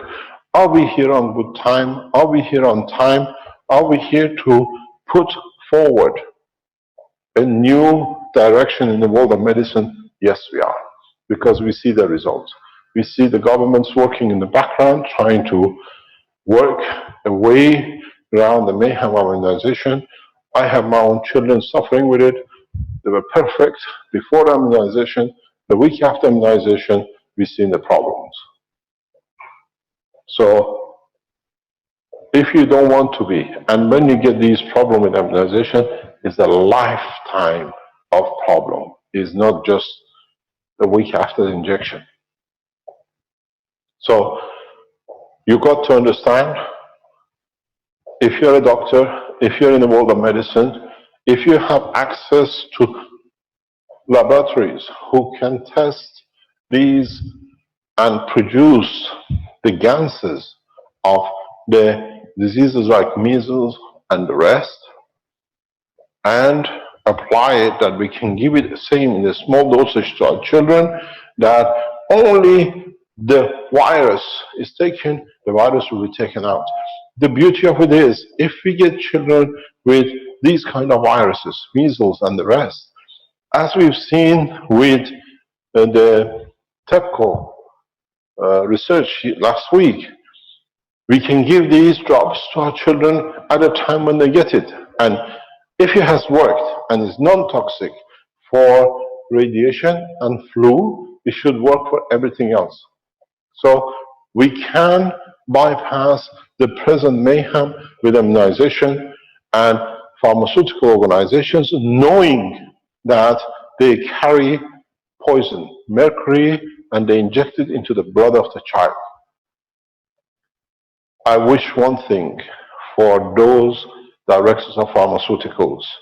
I hope they sleep in peace, because most probably high wages justified ignoring the data.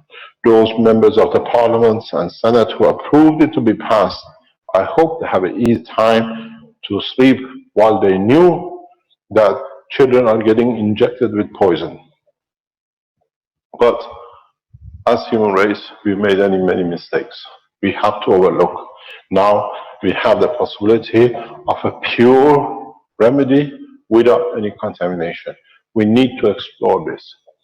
It's the job. If you're a doctor, if you're a scientific research, as I always go directly to the highest level in the countries, in the nations, we know they are the listeners.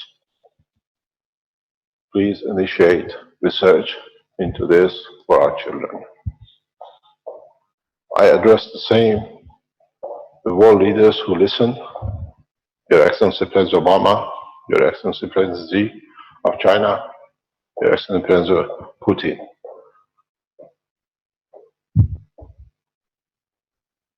Initiate the use of GANs for saving our children as a new method of immunization without contamination.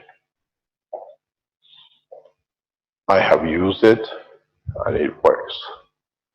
Now, with a number of people developing these systems, we can go open with it.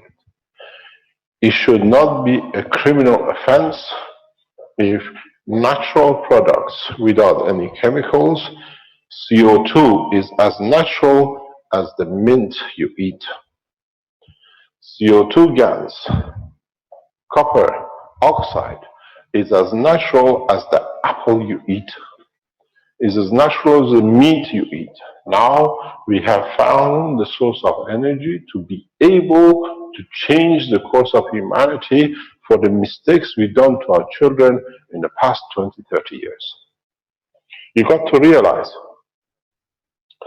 the separate injections of measles and the rest, what they call 3M, was perfect. We didn't see that much side effect in 70s and 80s. The problem came when they started mixing it together, and to be able to mix them together, they had to bring agents like mercury and magnesium to gel the three viruses together without interfering with the operation of the body. And that has caused the problem. So now we have a knowledge. The way we make the GANs of orange, the way we make the GANs of banana, the way we make the GANs that has been used by TEPCO to overcome a virus like a flu, it should be no different between measles and the flu in using the CO2 GANs. This is the option we have to change the course for our children. It's not for us and it's not for share of pharmaceuticals to crash. But if we can show even the children with the measles today start taking the gallons of CO2 water and the condition changes, put it on the internet. If you're a doctor, you know the children have any kind of viruses which they're now forced to immune with the poison, tested on it. It's just a drop, a glass of water, which has the strength to change the condition of the child, and posted. We need to do this because this is how we change the course for ourselves. We do not need a permission to save our children from the hands of the people who only have one interest, is to show the very good directors by paying, hiding the true research which is now has come out, especially about the immunization. We know a good friend of the Keshe Foundation, Peter in Belgium, has been put to go into the mental institute for confirming that immunization creates mayhem with the children's life, because he was talking the truth and it was costing a lot of money, people losing a lot of commission. Now with the Italian case, it's proven that his job has been correct. He's a good friend of the foundation. We have given lectures in his center. If you remember, in that center was the first time ever we showed the Iranian flight system. The reactors for the first time on the 3rd of December 2012 was open at the center which Peter was running, and he has put his life to save the children. Maybe this is a gift to him. So if you're a doctor, even if you're not a doctor, it's our right to protect our children, and we have the first tool. It is very, very easy. Chickenpox is the same. The problem with the chickenpox, or the benefit with the chickenpox, is that it appears on the body. You can extract it, make a gans of it, and give it back to the child. Because it comes from the same, it creates and cleans out. It's very easy. We have to be able to protect, and these kind of viruses, as I said, are nothing into what we're going to experience in the space. In a space, we don't have bacteria, because in a space, the bacteria, which is the amino acid body of the man, does not exist. Man's amino acid is the fingerprint of this planet. The rest is virus, which means the energy which attaches itself to the amino acid body of the man. So we have to learn more, and in that process, we need to understand how to operate these systems. If you look, most of the death of the man will come across this line, where the physicality has created a process for his physical existence and the emotion for his capture of energy. So if we can condition in a space that we have no need for these two, the life of the span of the man will become into millions of years. So it is important for us to understand what we are doing. We don't get measles in our legs. It's processed in our digestion system, in our breathing system, in the physical part of the body of the man. The biggest problem will be if we do not get educated and find a solution very rapidly. In space, now you have your brain, which is again made of amino acid, and it will be capturing energy packages like viruses to different parts of the brain of the man in a space.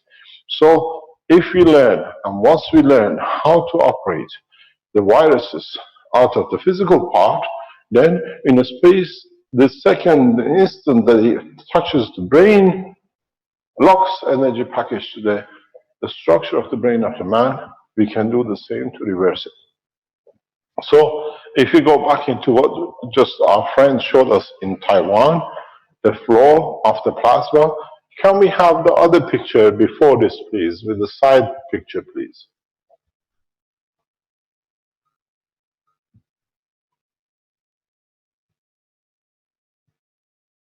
Where we see Yeah, just a second here. I think I've got it. This one here? Yeah, or the other one? Okay, this is good. And This then- is no problem. This is no problem. You see what happens, the battery is on this side, the plasma battery. The energy will flow this way, and we saw the pens capturing the energy if it's nothing there. So what happens? You pass the energy through. In finding a balance, you can dip it, as we said, in the salt water, which is the essence of the creation of man from the sea. And these two pens we've seen with our colleagues in Taiwan show conformation of the flow of plasma.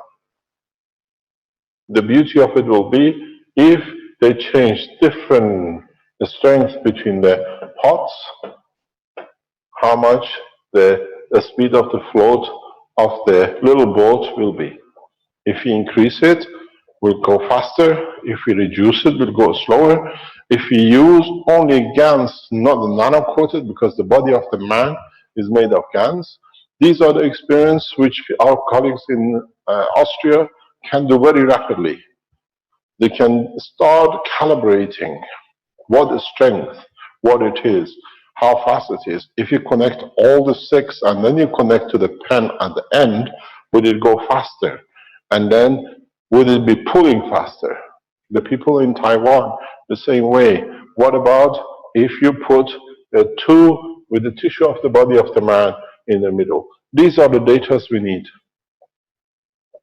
We need to be able to create a data that we can show to the medical world, this is what it does. Put a glass of water inside, put a GANS inside, and see what's the change of the speed. It's a new technology, and new people who are working on the edge have to start creating tools for calibration that we can show. Man needs to see something moving, a gadget, a number. And this is what is interesting.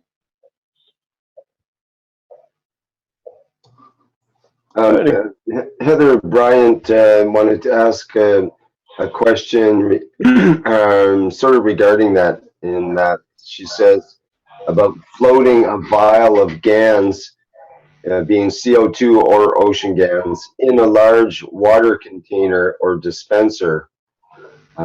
Something she made. Heather, can you speak to that? Yes, when I was at a consciousness retreat last weekend, they were really just kind of begging me to go ahead and bring out all the toys that I brought in my suitcase about the nanomaterials and the GANs. So I had these little vials, very small, you know, the size of the little wedding bubbles. I put 5 milliliters of GANs in those just to kind of show them what it was and talk about the applications. And it turned into quite an in-service, actually. A lot of fun, but they really wanted to try it. The presenter was very impressed with the energy of just holding one of those vials, and I got a lot of good feedback from some really, I consider my multidimensional soul sisters. You know, they can perceive a lot of those things, but they were begging to try the water. So the presenter asked me to go ahead and put that vial into, you know, in a conference room where they have the big container of water and everybody comes up and gets a drink on breaks. So we put the CO2 GANs vial in one of the water bottles, and then I told them about the ocean GANs being new and that there were a lot of things to do and not to do with it, but oh my gosh, they loved the feel of that ocean GANs. They were calling it avatar juice. So we put the vial of the ocean GANs in the other one, Kesha. So they were really, really attracted to doing that. And I definitely said, well, you know, step back, feel it, make sure that's something that you want to do with your body. And they were just loving it. Thank you very much. The point is we need to come up with data. And as we are an open structure, if the data can be brought even in the small pieces, even in the small pieces of jigsaw. Collectively, in the coming time, we will gather together, go into the sections of the Keshe Foundation where you have testimonial. Just put in testimonial. In the coming time, somebody will come and collect all these testimonials section by section to application for each medical or other applications. Yes, yes, will do. I'm doing that myself on my own computer lately. I've been collecting all of the written information that people have actually word by word, all of the things that you've said, and I'm starting to put together the different subjects for medical applications for my own use as well as others. Of course, I share as soon as I bring mine together. Thank you very much. The beauty of what we are doing is that we are collectively, irrespective of wherever we are putting the knowledge inside. We are making the encyclopedia of plasma technology. We are the ground workers, and in the future, our future scientists and housewives and whatever you call them, they're all scientists because they add to the science. We'll come together in one place and we add, and we'll see where we can go and how we can go ahead, how far we can add to this knowledge. I also wanted to share that we used the CO2 GANs underneath the chair of the person that was in the middle of the room. Our mentor teacher, she does a process where there's about 18 of us sitting in a circle, and she's in the center doing different energy work, and one person will come and sit in the chair in the center of the room for some emotional processing. And she asked if we could put the CO2 GANs underneath the chair of the person in the center of the room. And the observation was that those people were able to release their emotional attachments and issues and things that we were working on with our retreat so much more seamlessly, with less tears and crying and those kind of things that usually come with emotional release. It seemed to go very easily, and she commented it seemed that to really just kind of funnel that in and shoot it right out, it was easy. I give you a tip: add some zinc oxide GANs to it too.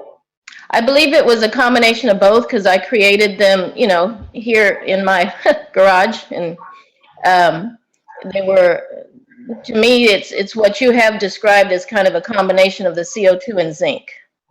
Yeah, because zinc reaches the emotion, and CO2 connects the whole process. Let me go. Can I have the whiteboard? There is something, I explained this in private teachings, that we need to add to the knowledge.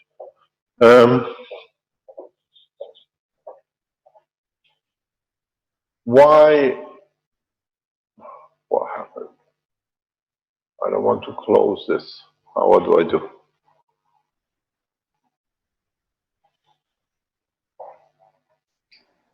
I touch it, doesn't go. Mr. Keshe, if it's appropriate later, I created a little mini MagRav unit that we also used for another part of that conference, and I have some pictures of that and had some questions about what happened with it. Go on, show. Let me explain something and then we go. Just give me a few minutes. I forgot to bring the mini portable unit which I use in Dubai. Otherwise, you'll see it. It's very, very effective. It's very small and very effective. Something you got to remember is that when you have CO2, this is your connection line, because you have COHN. When you have zinc oxide, when you have copper oxide, you see the CO2 works with everything, because the oxygen in all these is the gravitational, is the holding together. Why the CO2 works perfect Because while the oxygen behaves as a gravitational holding together, here the carbon works as a communicator, is the line of communication. This is how its energy is distributed, and this is how it positions itself in the structure. This is why whenever you want to transfer information or hold on to information to be able to communicate and in a way to hold everything together, you try to use CO2. This is the clue. It's the glue to the whole structure with a line of communication. When you use CH3, it's the same. Understand the science behind it, then you don't do it blind, then you can imitate it. Do it the way you like. Why does the CH3 works? It creates a line of communication, and then it releases what is needed as the simplest form as the energy. That's why alcohol, sugar, all are so effective, because they link through the line of communication, which is a carbon, and now the energy is free from the hydrogen to be consumed, to be delivered. That's why you get drunk so fast. That's why we get hyper with the sugar. That's why we receive it. Because if you want to make sure a system connects to amino acids, use the line of communication. If you want to hold on to it, that you can deliver something to it, make sure always you use oxides. Because oxygen is a gravitational field within the structure of the liquid of this planet in the gas state. So once you understand this, then you can play with whatever you need. Because all it happens now, if you go back into the writings of the book and the pattern, this is what we call scintillation in the matter state. But in fact, it happens in the gas state too. Now you have a hydrogen available in a gas state for the radiation released by nitrogen or the extra energy to release the extra energy from the hydrogen. That's why the system is so effective. That's why you understand the principle behind it. It's taken me years to develop this. In 1990s, I had developed this, I could see it, but I could always look at it in the matter state. When we opened the gas state in early 2000, then it all became apparent. In 1990s was completely obvious what it was. But if you look at it in the matter state of the elements, it doesn't make sense because you look for electron positioning. But if you look at it as a plasma, it's absolutely perfect. It fits in correctly, and it does. So, in so many ways, you have to understand how to operate. Why you use oxides? Because with oxides, you lock into. You will understand in the process of the viruses, most of the viruses which come into interaction with the body of the man usually sit at a carbon connection. That's why when you deal with viruses, you look always to use CO2. Because you know you connect in the energy level of the attachment, in the line of communication. But you have itself the process of the reduction, which is reduction in energy that it transfers whatever it is back to the hydrogen and to be consumed. In a way, if you understand the process fully, you can use the virus's energy to the benefit of the man than to the harming the man, but you have to know how to attach to it. This is the principle that you will understand. A lot of things works. Even in the body of man, with all the salts, they all work through this line of communication. This line of connection, gravity, and line of communication, one, this is the energy. So, understanding the separation between different parts of the amino acid gives you a very good insight in how to operate and how to work. Okay, you can show your system, please. Okay, let me remind myself on the share screen. Now this is on Facebook, if that's okay, because that's where I put my information. If it's your Facebook, Rick, what is our position in that?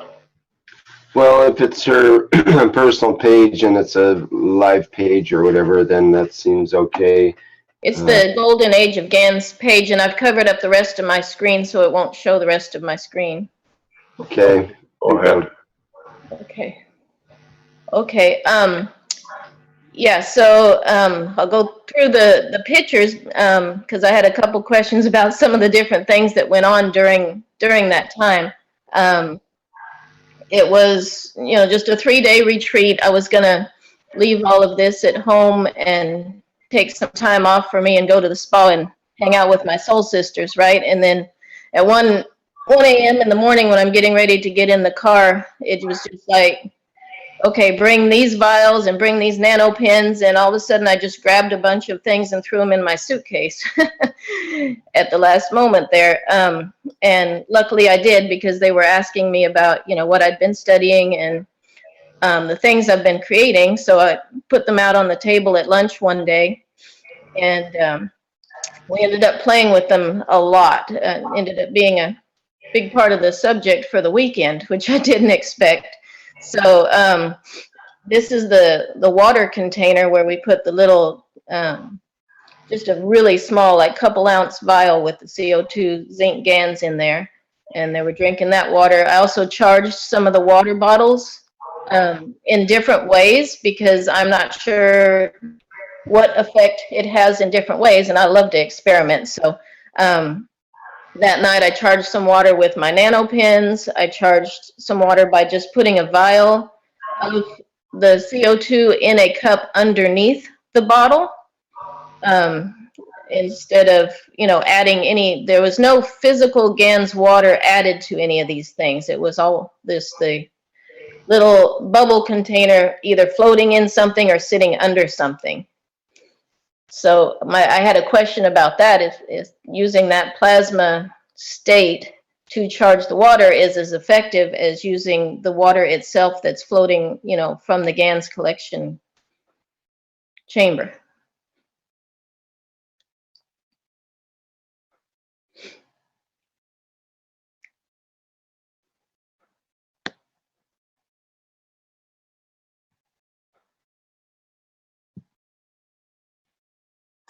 Did you want to re-ask that question, perhaps? Okay, Mr. Kesh, I had a question about charging water with the CO2 zinc GANs. Again, I had these small little containers that are like a little bubble container for wedding bubbles. You know, they're really little, couple ounces. And I brought them with some zinc CO2 GANs in there. And I did not use any of the physical water from the CO2 GANs. Any of the Sorry, we had trouble there. I had to mute everyone. Let me if you could unmute yourself again, that would be best. Heather, I'll unmute you there. Whoops. Okay, I think I got it now. Okay, good. And we'll let Mr. Kesh speak as well here. I'll unmute him. Okay. Do I need to ask the question again? Use that teacher support or camera support. Yeah, well, I'm not sure if he heard that. Let me try to unmute there. Okay. Yeah, do that somehow. Mr. Kesh, can we get you to unmute? I'm not sure if I'm able to do that right now. It's not unmute. Can you unmute me, Fabio? There you go. You're good now. Yeah, okay, no problem. Can you repeat the question, because we have a lot of cutting off? Yeah, wasn't me. There's nothing else going on in the house. So my question is about charging water with the GANs. I didn't use any physical GANs water that I poured into any water here. All I did was I used the little vials to charge the water, either by, like in this big container, we just floated the little vial in the water, With these water bottles, I put the little vial underneath the water bottle, just in another cup. Is that as useful as the water that is just, harvested from floating on top of the GANs itself? It's not of the same strength, but more or less, yes. Okay, You don't because need to be inside it. You don't need to be inside it. This is because you deal with a plasmatic field and they cross, but in their interaction, they lose some of the strength. Maybe you have, let's say, a zinc underneath, but you receive the energy of a copper inside or below. This is the difference, because the interaction releases some of its energy to the wall. When you use things outside in a container, like what you do, the plastic becomes a filtering level barrier, because it has to cross that. So you will learn in the time gradually that your containers are the reference point filters. Anything which is within that limit of the, let's say, copper, is dictated by the copper. It will be absorbed or balanced in the copper level, and the rest will transmute through. So is it more useful to put it in a little glass container than a plastic container? In a way, yes, but it depends what you're expecting to receive.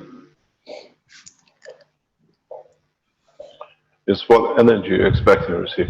You see, the same people can drink, the different people can drink from the same cup, same water, but they show different reactions, because maybe the CO2 which you created is not at the level which their body or their blood or the composition of the gas of their body is recipient to show such a effect.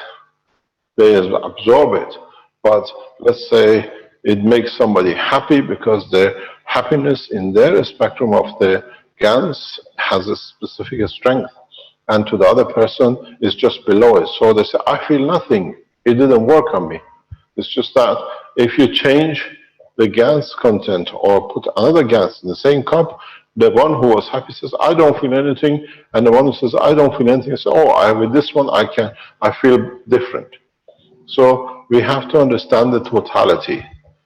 Life, the composite, the structure of the GANs of the body of the man is different for every single individual, and we absorb energy from the GANs in a different spectrum for different kind of emotions.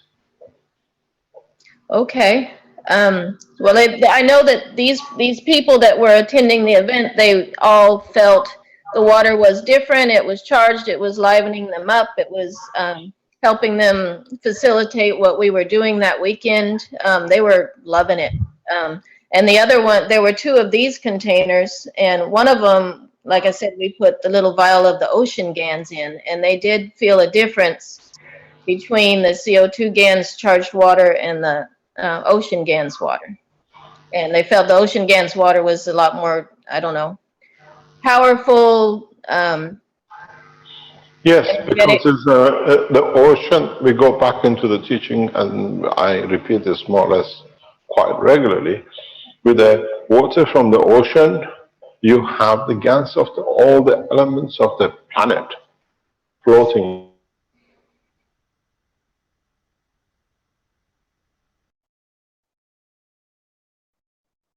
I can't hear you anymore. Yeah, we just lost you, Mr. Kesh.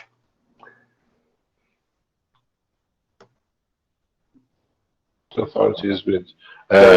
We just got back the conversation there, Mr. Kesh. We missed the last sentence or two.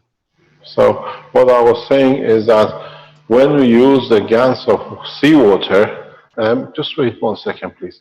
Fabio, can you ask the people we're getting cut off on our end? There's a problem. Okay. Is somebody tapping into the bandwidth? Most probably this is what happens on Thursday morning. And this should happen. There should be students upstairs that are tapping in for the iPad or whatever. So what happens when you have the GANs of the seawater, the seawater is composite. We saw in the report from Benjamin from Ghana that when they put a gas of CO2 or they put a gas of copper oxide into the water, how much was difference in absorption of the elements from the water, from different rivers in Ghana. So when you make a gas, depending on the gas you use and what composite the gas has that you use, you dictate what elements are in that gas or what elements are left behind. So when you make a gas of seawater, you carry all the elements of the sea in it, more or less. We've seen the reduction in the elements like phosphorus and magnesium and the rest in the data which was provided by the researchers in Africa. So when you use gas of seawater, you have collected all the elements, more or less, which is in that water, in your gas. So you transfer the energy of it into the water when you put it as a bowl or whatever, or you put it next to the container of the water, drinking water. You transfer the spectrum of the gas of copper, zinc, aluminum, platinum, radiation materials, which could be as a radioactive material in the water floating. So that's why you feel the difference between the CO2, which is more or less mono, or maybe copper oxide and zinc oxide, a little bit in it, than when you have the collective spectrum of the zinc, or what do you call it, gases. Yes, and I have a question about the ocean GANs. You had mentioned that to be careful because it may pick up the radiation and the chemicals and things in the ocean. Yet, if the GANs can repattern a GMO seed to its original blueprint, and the GANs can deactivate the radioactive material at Fukushima, No. That makes no. Don't misinterpret. Okay. The report from Fukushima, it was made very clear that they took the mouse, they fed them the CO2, and then they tested them. There was no flu or radioactive material highly reduced. But you had to listen to the other part of what was discussed. They found the radioactive material and the residual of what they gave as a radioactive material, water, in the urine and in the excrement of the animal. If you remember, he explained they were standing on a mesh, that they could collect everything, how it passes through the body. It doesn't neutralize it, it cleans it out of the body. This is the beauty with the CO2. It carries the radiation or radioactive material out of the body. It doesn't neutralize it, that it creates something else in the body. It's a big difference. Okay, I guess I was just trying to determine the safety of using this ocean GANs to charge water for people. We swim in it, we drink it, we go to it, we bath in it, we wash our clothes in the oceans, and a lot of us has jumped in the water swimming, and most probably all of us has swallowed part of it. It hasn't killed us. Part of what we are brought up with, part of our life. So we have to understand they are there, but it's the concentration which is different.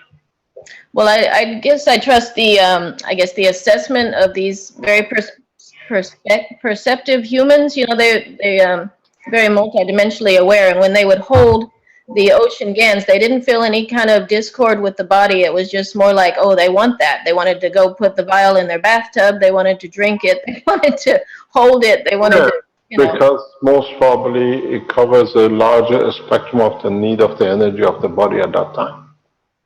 We drink things, we take things because we find satisfying or fulfilling certain needs. So as a spectrum, that's how we could. It is very strange. Yes, carry on. Well, yeah, I say I haven't even got to the panel I was going to ask you about. I mean, I put out different things. I showed them how to make the double-walled cups with their GANs when they get home. And I guess we'll be doing an in-service on how to make the GANs. But let's see. I showed them how to make the patches out of the GANs. Just, you know, the simple way with the plastic Ziploc bags and some tape. And then I also showed them the ones I made with my little zip container in my the food processor, the one that you actually melt the plastic. Okay, there's the little thing in the middle, down at the bottom. We there was a glass cube in the room, and that's the little cube that we had the GANs CO2 zinc GANs pad in under the chair of the person in the middle.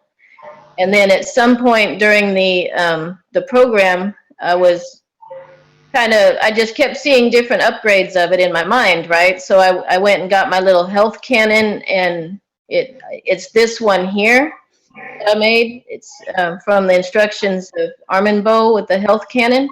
I made several of those, and so we put that in the middle of the CO2 pad, and then later in the program there was, oops, let me see if I can find the picture I added later, that I put the health cannon wrapped in 3 of the CH3, the CO2, and the CuO pad. I wrapped those together in a washcloth, and then I was to put 4 of the health pins. They just have a single wire in them at the outside of that, and we put that in the center during the last part of the program. The teacher does a thing where she says, show me who you really are, and the first 3 days of the program we're all doing a lot of personal clearing, creating group coherence, and so this sitting in the middle of the room was causing some interesting things to go on, and she gave me a lot of feedback about that, but it's not plugged in to anything, right? Other than our, you know, human McGravs, you know, quite coherent people at that point. 18 of us sitting around this thing, and there was quite a central column of light in the center of the room, you know, which there normally is when we get that stage of the weekend, but apparently it was a much more heightened state than normal. The presenter said several times she wasn't sure if her legs were still there when she was standing in the middle. She could see directly to source through it, and anything that we were processing or doing for the collective would just shoot straight through that to a vortex and just boom. Thank you very much. Thank you for the knowledge. But this is how we grow in the understanding and knowledge. We gather by people testing, and we are human beings. We are very curious people. We want to know more what they'll do. And this is how it's opening the frontiers of the knowledge. Very interesting. And just add that you can also use when you are not sure about the quality of the water, and you're creating seawater GANs, you can also use unrefined rock salt. Unrefined rock salt. You mean sea salt? Yes, but from the rock, not from the ocean. What's the difference? Can you enlighten us? Yeah, because you don't have the pollutions that in some areas where you have the radioactive materials or the other pollutants in the water. Never thought of that. So the rock salts, as you're correct, are embedded before we start polluting the environment in past 100 years. Yes, and there are also different qualities, but in general, and if you know where it comes from, you can get really good quality, even crystalline rock salt, unrefined. I was reading that the sodium chloride, like table salt, usually comes from mines inside the earth, as opposed to the evaporated sea salt, which is available like in health food stores or as bulk sea salt. That's different. That's the evaporated stuff. And also sea salt is also usually refined. So it's important to have it unrefined. But it's a very good point you raised. So because they mine rock salt from deep mines, So that time when they were created, more or less there was no contamination, Exactly. where the sea salt is fully contaminated. Because always, whenever I use the sea salt, you buy this natural sea salt. If you dilute it in the hot water to try to use it for different aspects of the gas production, you see a dirt on the top, a black dirt. It's not clean, and you find a lot of things in it. And I presume with the rock salt, we don't get this, or it should be less. Yes, but you cannot use the ones you buy in a supermarket because it's usually refined. So you have to check where you can get unrefined, natural rock salt. And usually, if you buy that rock salt and you put it into water, you see a little bit of residue at the bottom, and you can just use the water again. That's how I filter it, and that's also how you know it's not the one you can buy in a supermarket, the refined one. Yeah, I know, because Armin and Marco made a business of this here in the lab. They melted the salt and then they had a pipe cleaning it. We use the coffee filters for cleaning up the residue. This is part of the understanding of the total system. Thank you very much. Thank you very much for information and the knowledge you brought us. Is Benjamin online? Do you see Benjamin behind anywhere? We can look for Benjamin, and I also see Lisa McDonald. Is that Lisa of Jim and Lisa, who of Australia, I believe, and the yes, that is Jim, yeah. Can you stop sharing, please, Rick? Can we go back to the whiteboard, please? Yeah, Heather, can we stop? Okay, there we go. Oh, hello, Rick. Gee, how did I show up there? Okay, no problem. Are they online? Is Lisa online? I'm online. It's Jim speaking. Hi, Jim. How are you, Mr. Case? Thank you very much. You're going to enlighten us with the knowledge about agriculture. I will do my best. We're waiting. Okay, I'll just share.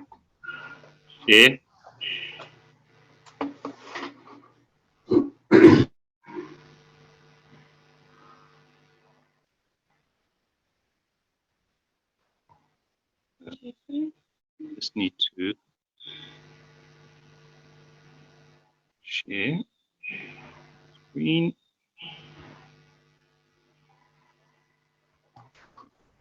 Mr. Cash, we're getting quite a bit of feedback through your microphone, so I'll try to mute you as much as possible during this presentation, but if you need to speak, you might have to unmute or get my attention somehow. Okay, no problem. Can you see that? Yes. Ah, I sit in the wrong. Is it on? Can you hear me? Yes. Yeah, I've been sitting under the speaker, that's why. I moved my position. Right. Is it better now? I'm not sure. We'd have to have Jim speak there. Yes, Okay. I can hear it. Yeah. Okay, carry on. Carry on, Jim. That is better, thank you. All right. So basically, we're farmers and we grow lettuce aquaponics and hydroponics, sorry. And what I just wanted to do was do a couple of experiments with your technology. Explain to us what's the difference to those of us who don't know hydroponic and... Okay. Hydroponic is using chemicals because you're growing the plants in water, and hydroponic is using chemicals to add food and nutrients to the plants, and aquaponics is using fish to provide the nutrients. So the fish waste, basically the poo that the fish do, provides the nutrients for the plants. So I've got pictures later on in the presentation of our aquaponics system, and I can explain better Okay. how it all works. Thank you very much. So when we had a look at that, I was having a look to see whether we would need the GANs of nitrogen, and I was waiting for your presentations on the launch of the blueprints for agriculture, and you never mentioned the GANs of nitrogen at all regarding agriculture. So that got me wondering whether we actually needed that, and how the CO2 worked with the agriculture instead of using the nitrogen. So I did 3 different experiments based on that work, and I'll have the results there. Typically, the nitrogen cycle works where we feed the fish some food, and then basically the waste from the fish ends up coming out as ammonia, and then with bacteria that converts to nitrites, and with different bacteria it converts to the nitrates. And the nitrates is what the plants absorb. Well, this is what we've been told, is that the plants absorb the nitrates. So that's your typical nitrogen cycle. You can explain the same in soils as well. It's the same cycle. I had a look at just basically the what's in the atmosphere, and this just shows you that nitrogen is argon CO2. So you can see nitrogen makes up a big component of our atmosphere. I just looked at basic chemistries to try and understand how the CO2 works with the nitrogen for the plants. So your nitrogen and oxygen are right next to each other on the periodic table. Your nitrogen having 14 and your oxygen is 16. So my thinking was, by adding the GANs of CO2 to the soils, are the plants absorbing the fuels? And so because the oxygen and nitrogen are very close together, are the plants recognizing the CO2 field as sort of nitrogen and using it that way?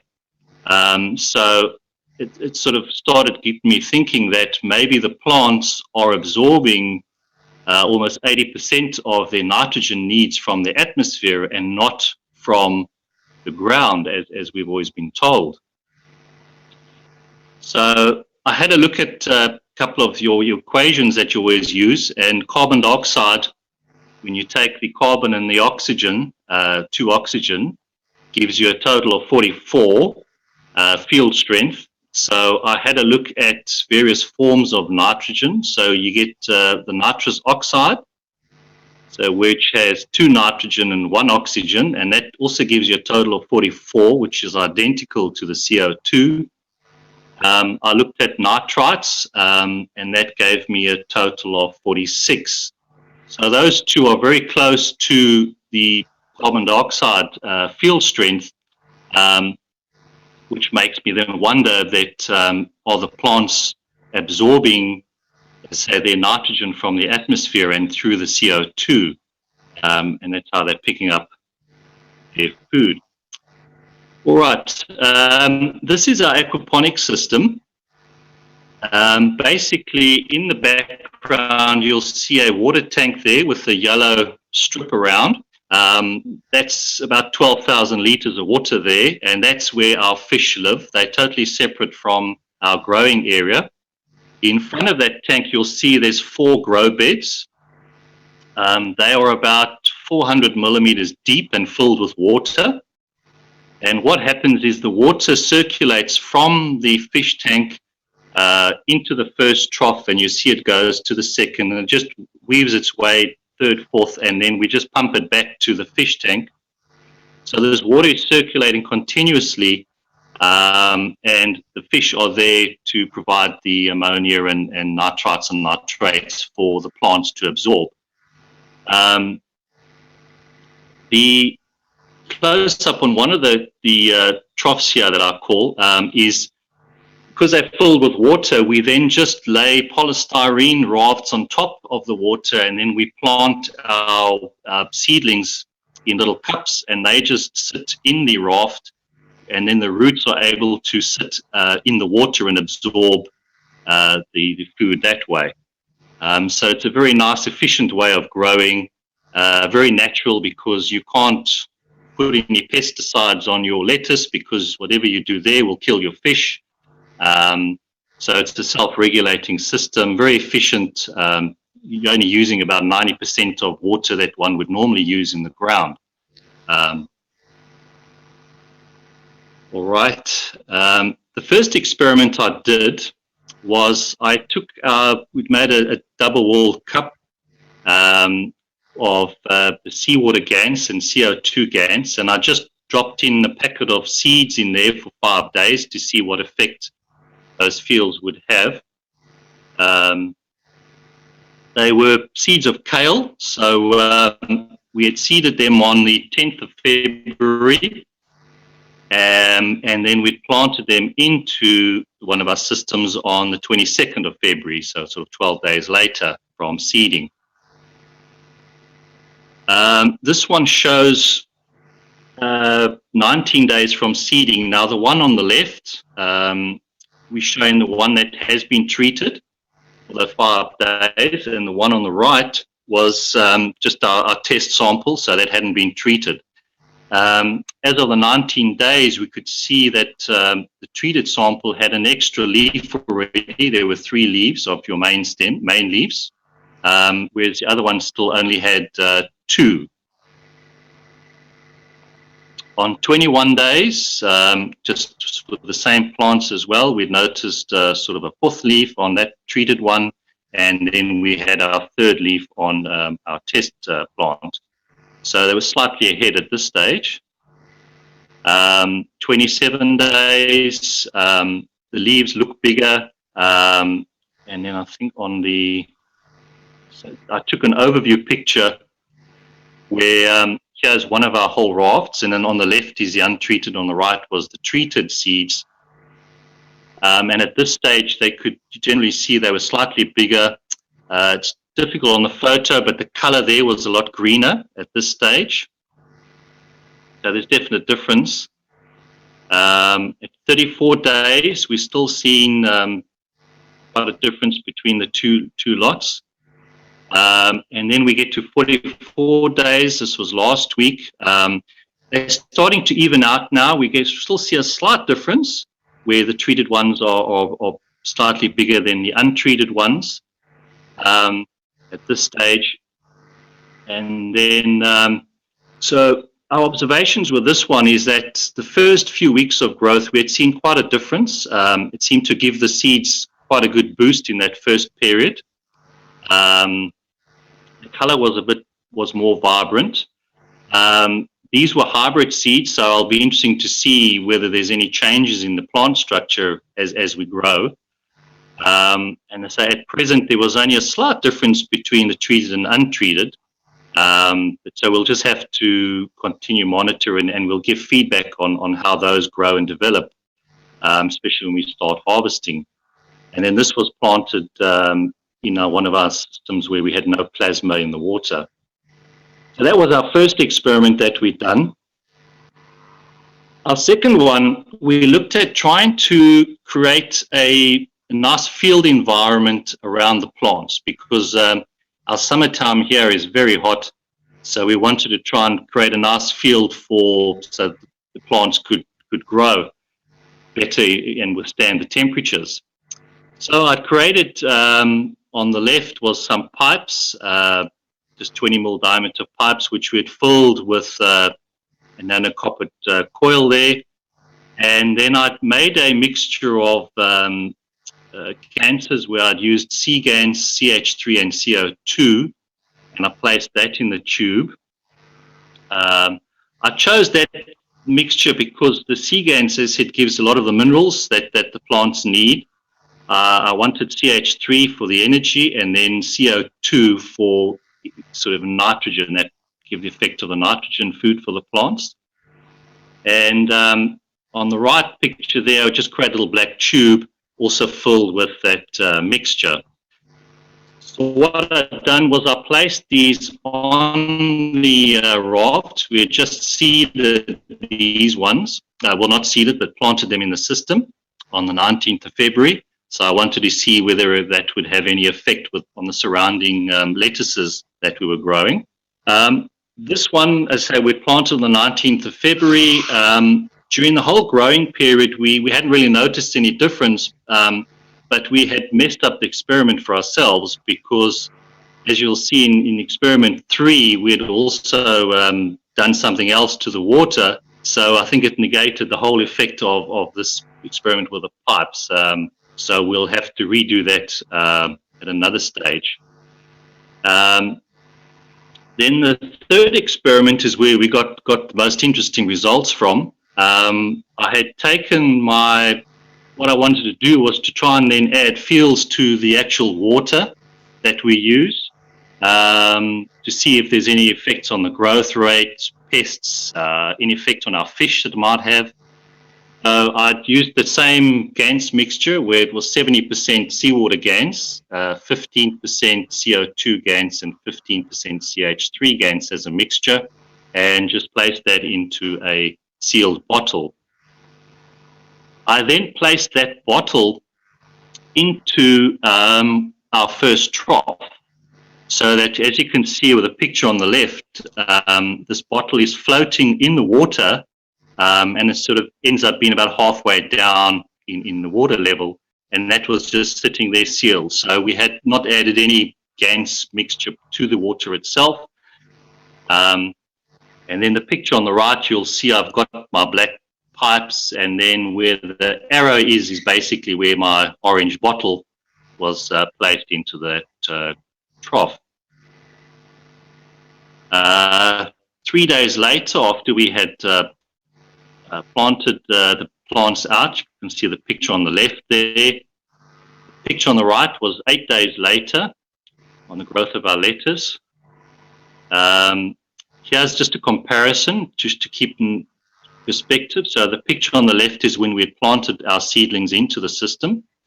And then on the picture on the right was 13 days later. So we can see quite a lot of growth. And as you can see, that there's not much difference on the growth around our tubes and pipes, but at this stage. 18 days later on the right, that was on 7th of March. So we've had very good growth on that one. 25 days later, and as you can see, I took one of our rafts out, and you can just see on the picture on the right, our little orange bottle sticking out there. There's just a close-up of 25 days after we had put the lettuce into the system.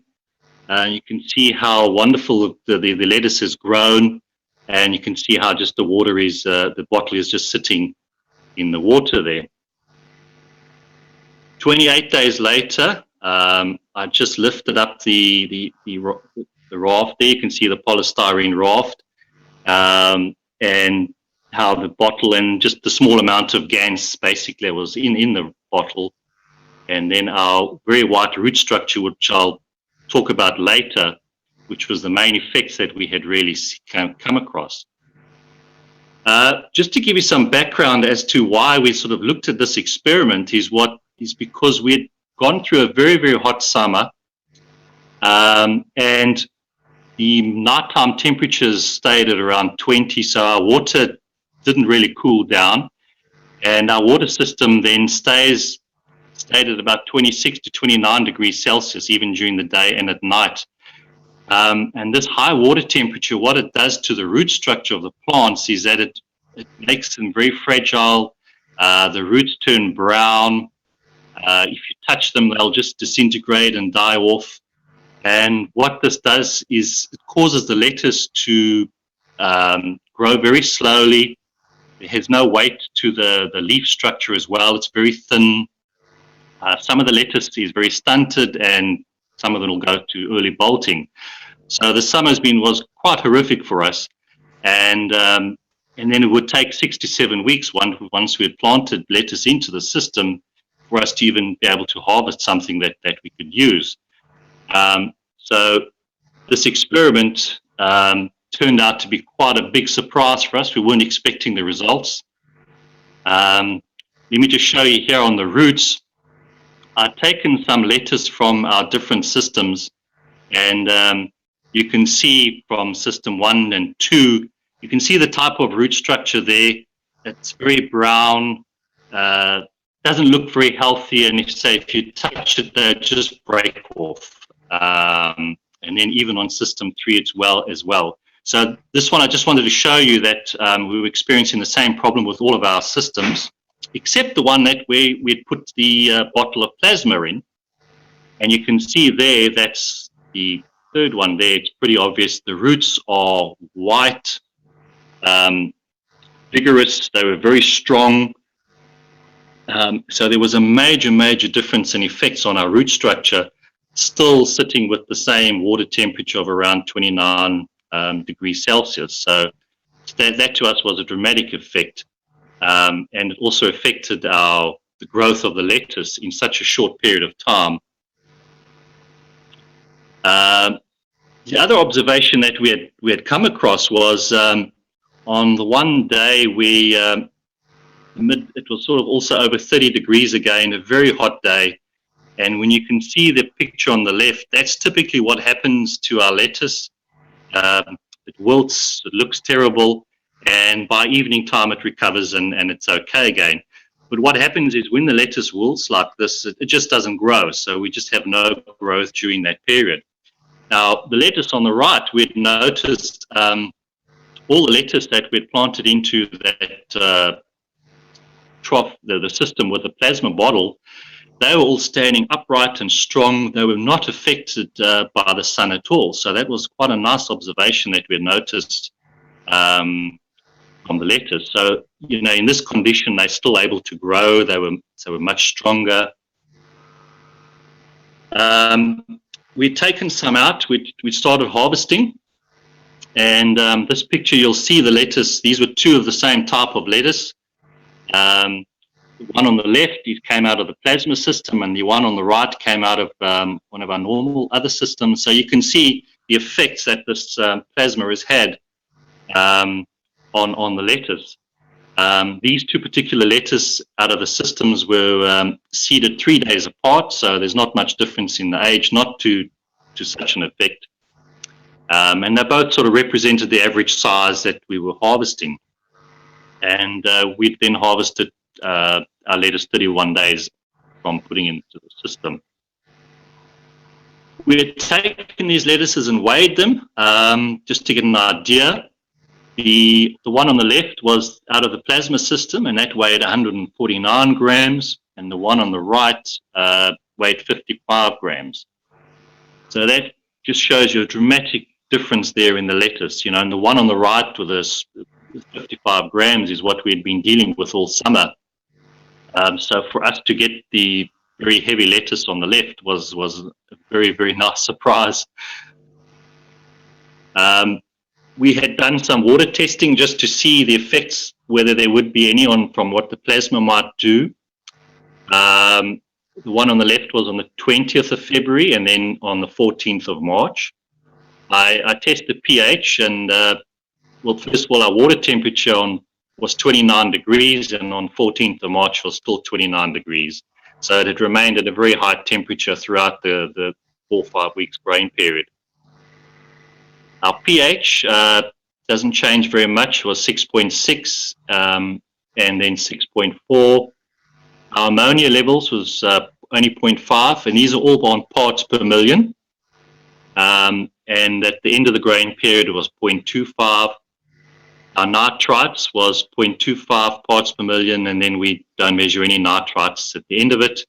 And then our nitrates was 20 parts per million, and then only 5 at the end of the period. So this is the other thing to bear in mind is that I chose this system to do as a test example because out of all of them, our fish in this system was, when we got them, they've always been a very poor batch of fish. They were very lethargic. They didn't eat much. Were not active. So we were battling to get up the nutrient levels on the system all along. So I thought, well, I'll put the plasma in here and see what effects it would have.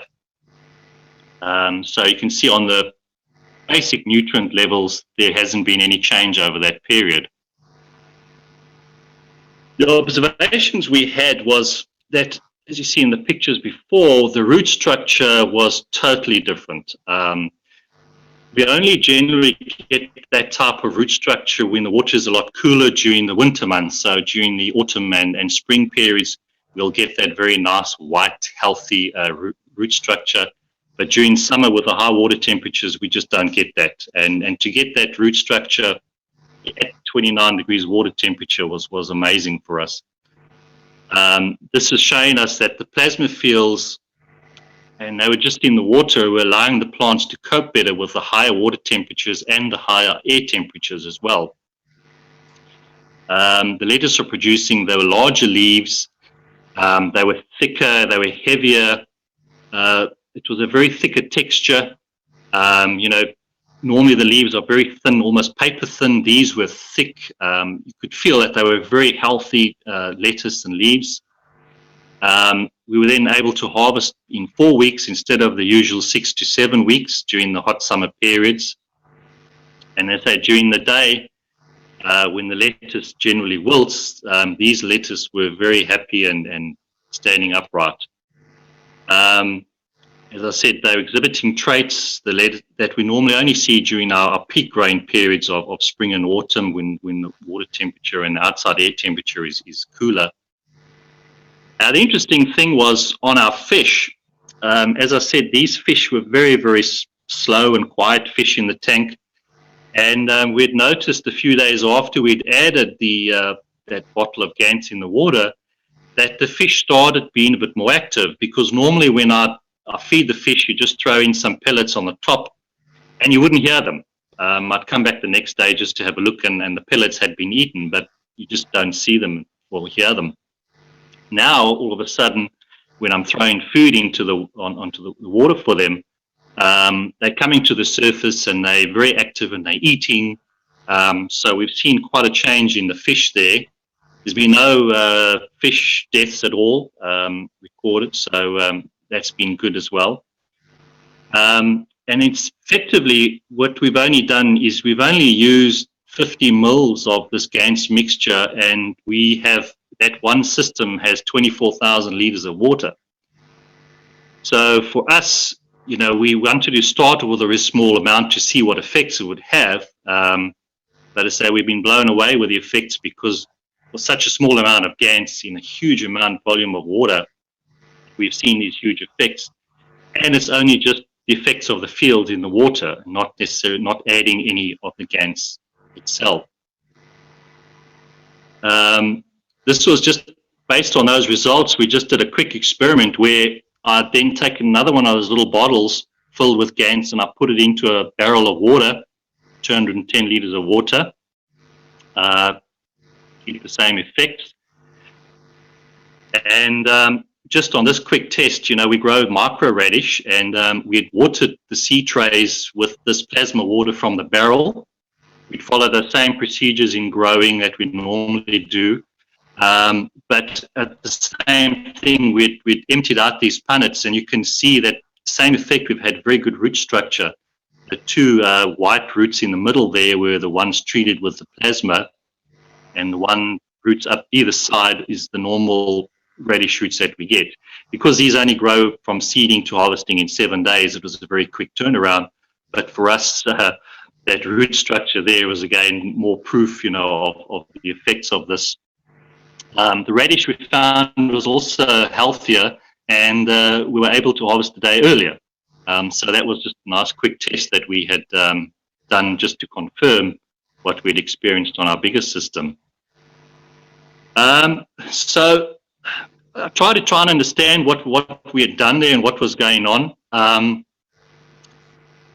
What we thought was that using only the fields from the plasma bottle and using the water as the medium of these fields, we think will have enormous impacts on the agriculture around the world, because I wanted to do something where you're not using a consumable, where you're making, having to make CO2 and water it on the plants and then it's gone.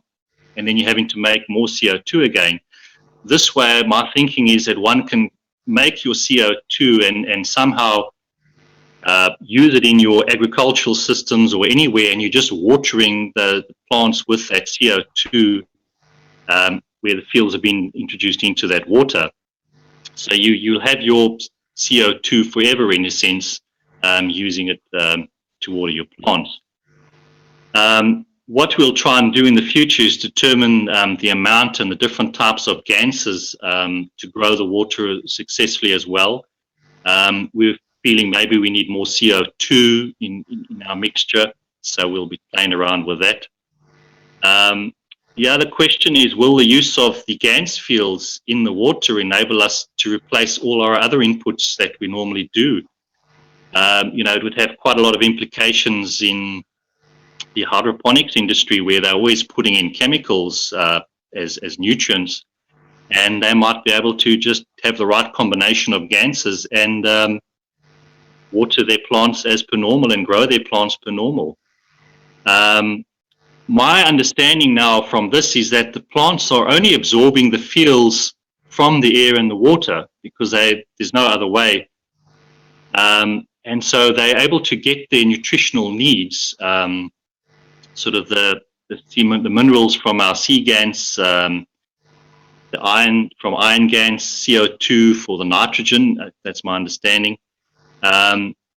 So I think that there's a lot more that we'll be doing. We are starting a lot more experiments as well to try and confirm and do other stuff. So this was just our initial results that we've had, and yeah, we'd like your feedback.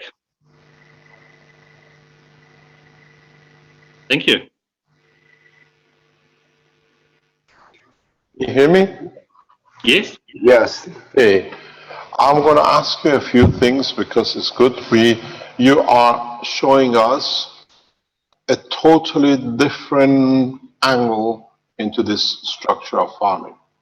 If you remember, last year this time, in this January, February, our Chinese colleagues showed us Chinese lettuce in the farming practice, where they used the CO2, very small amount, and they showed on the next line, when they were just using water, the lettuces, due to the frost, they were like a frostbite, but the ones with the CO2 were upright and normal. Yes. It's the same process with the heat. But yes. Now, with the heat, the ones which have a CO2 plasma are perfect, and the other ones with it. This goes back to understanding what we even explained in part of the teaching this past few days in private and public teaching, that the gas is independent of temperature and pressure. So it works because this is a confirmation that even the lettuce, or the Chinese lettuce, or the radish you grown are independent of the temperature. They absorb the energy they need. So in so many ways, you're confirming the opposite side of the cold with the heat. Yes. What was 2 or 3 things which I wanted to ask you? Maybe you can enlighten us. Can you go back to the picture where you put the bottle? We could have a look at this. We could see that you showed an arrow with a bottle sticking up in between the lettuces. Yeah, I'll go there. Stop there before you go. Just let's ask a question here. Go back to the picture. That one? Yes. No, the one you were waiting. It's okay. Go back. Yeah. No, go further back. There is somewhere you show an arrow with a bottle sticking. Okay. Yes. That one. No. Go back. Yeah, this one. Okay. Here, where the arrow is, where we're looking at, which way is the direction of the flow of the water? Going away from us or coming to us? Coming to us. Coming to us. Is there any difference in the lettuces downstream coming towards us compared No, That was what was the interesting part, is that because we've got the 4 troughs all next to each other, and the water comes in here first, and then it goes to the second, third, and fourth one, and then flows back to the tank. And we've seen the same effects in all 4 troughs in terms of the withstanding the heat, the root structure. So it's identical in all 4. Okay. What was the condition, the lettuces before the bottle from upstream? Look, they're all upstream. I'm not understanding you. You see, if you look at that plastic cover in the background, in the back. Yes. Yeah.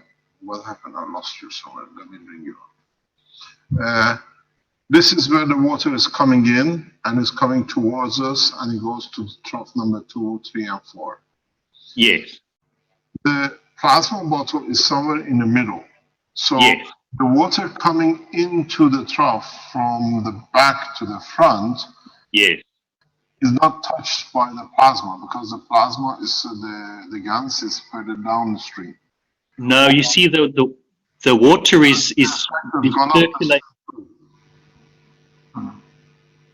Sorry, the water is recirculating all the time.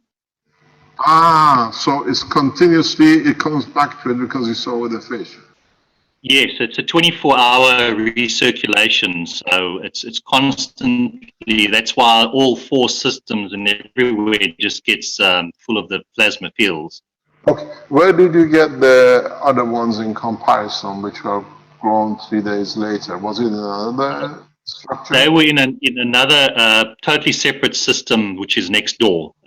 They got their own fish tank, own water, so they're entirely separate. So, that's fantastic. Can I ask you a question? Yeah. 2 things. In your summing up, you said you harvest 4 weeks, 2 weeks shorter. Yes. And in your harvest, you see more or less about 3 times more mass foliage. Yes, during the summer, yes. What does that financially mean to you as a farmer? Oh, it's a huge for us, because we've only have so many of our grow beds, and so typically we'll be able to harvest, can only harvest 3 a week in our production cycle.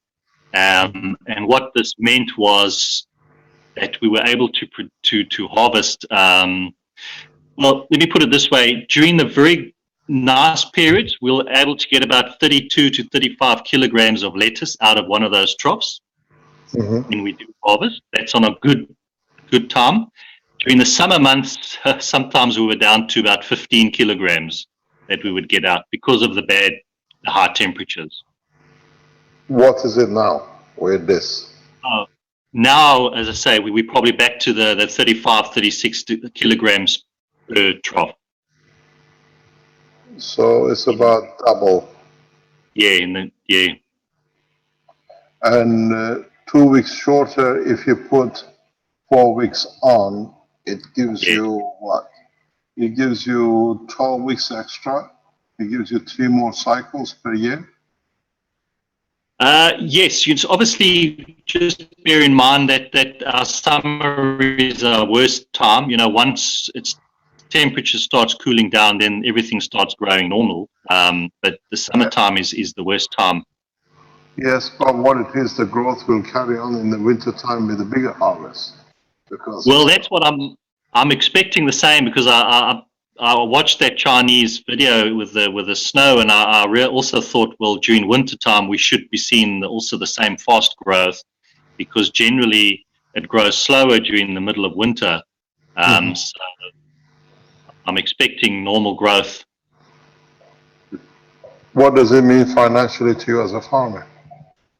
Oh, it has a big impact, because you're able to get extra crops. You're able to recycle a lot of crops through.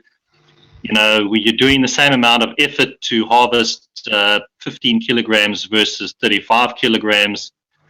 So all around, it's a big financial benefit to me.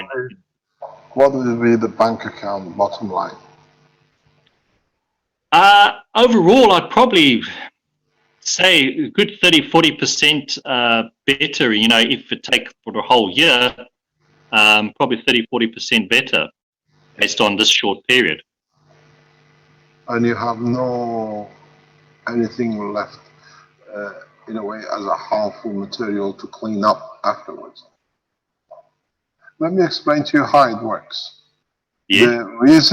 The reason, first of all, we reported an increase in harvest up to 6 times more than normal about 4 years ago, 5 years ago. Mm. We reported the increase in foliage by 3 to 4 times, 10 to 15 times from our experiment. Well, we use the land plantation, not the way you do. The plants grow totally different on land than they do in the water, in the containers than in open. What is happening, which should have not been strange to you and all of us, which we understand the plasma technology, we explain that a plasma is like a sun. It radiates its energy unconditionally all the time. So you have billions of little suns in that bottle, which they will radiate the energy for hundreds of years. You can leave that bottle, the plastic will rot, the plastic decompose, but the source of the energy will be there. One thing I advise you is change your plastic bottle once a month at least, because the energy release is huge. And as it is sun, as it is the energy, the continuous release, it does not matter to how many millions of gallons of water you will apply it. This is what happened in Fukushima. And in one container is about 400,000 liters of water. A small amount of CO2 is good enough to clean up. If you look at the report last week from Fukushima, where we saw that they were showing a little machine cleaning up 400,000 and all these tanks so rapidly, and it was a surprise how it does it. It's very simple. They collect the residue at the bottom of the tank so the top is clean. That's why you need such a little pump, and that's how the filtering system of CO2 at the end is capturing the CO2 which is collected off the GANs of the material at the bottom. So where the question was put by a colleague from Japan, how such a little company is doing such a thing with such a little machine, is because they pour the GANs on top of the tank. This is how we instructed TEPCO to do it. And then what happens, the GANs literally settles at the bottom, and all they need to do, they empty the top, they measure it, there is no radioactivity, they dump it in the sea, and all they need to do is to filter about 1 or 2 liters of carbon dioxide or CO2 gas. That's why such a small machine with the pipes are operating with the company. As I said, the energy from these bottles you put in is so huge. It will go for centuries. You can carry on and pass this form with the bottle, if the bottle doesn't disintegrate, to your grandchildren or great-grandchildren. This is the truth, because if the sun dies, a plasma dies. The sun is not the plasmas. So that's why you're wondering why 50 milliliter of a GANs can do 22,000 liters of the water you're carrying in the tank. It's continuous. It radiates its energy out and in a balanced way. We knew about this. We reported the agriculture side nearly 6-7 years ago. We have a document which done by a very good friend of ours in Belgium. He is agriculturist. He's done what you do for us. We paid for it. We bought all the systems to be tested very much like what you do, and the result is the same. What will be interesting to do is that if you increase the amount of the GANs, would that increase the harvest? The answer is yes, up to a limit. Up to a limit, you can increase, or in a way, if you put one bottle in the front and one bottle in the middle, that the circulation keeps on adding. The only thing that'll be interesting is if your fishes grow in size too. Yeah, they probably will grow. You know, I think from aquaculture industry, this would be a great experiment to be able to see how fast the fish will grow. I have a very bad news for you. It's a good news for you. Now that you've got the bottle, do you need the fish? Yeah. I thought I was going to get to that stage, yes. Do we need to capture other animals to benefit us? Or now that we've seen the cycle, that it works in landfills from our colleagues in Mexico or Brazil, the report we have from China, there are no fishes. Why do we need to capture animals to serve us? We're now on the way to feed it without doing it. Yes. I had a very bad experience a couple of weeks ago. As you know, we were in Dubai, and last Sunday two Sundays ago was the Iranian New Year. And one of our tradition is that we keep a goldfish on the table. This shows the earth and the seas. And we go to the shop and we buy goldfish to be on the table. And while I was in the shop, a woman came and said, "Excuse me, after the 13th, which is this Friday, we celebrate like as 12 days, and then on the 13th day we celebrate the end of the New Year celebration, which is this Friday, tomorrow. We clean up the Christmas table, as we call it, the New Year table. And a lot of people have a dilemma with the fish. What are we going to do with this thing? We are responsible for it." And the woman in the shop asked the guy, "Excuse me, can I bring my fish back under the 13th because I don't want it to die?" Very, very promptly, the shopkeeper said, "You know, madam, tonight, when we close the shop tomorrow, is the New Year in the morning, we throw all these fishes back in the sea because they are no use. We are not keeping them. So you can do the same." And it was putting a goldfish, sweetwater fish, into into the Persian Gulf, in the Salt Sea.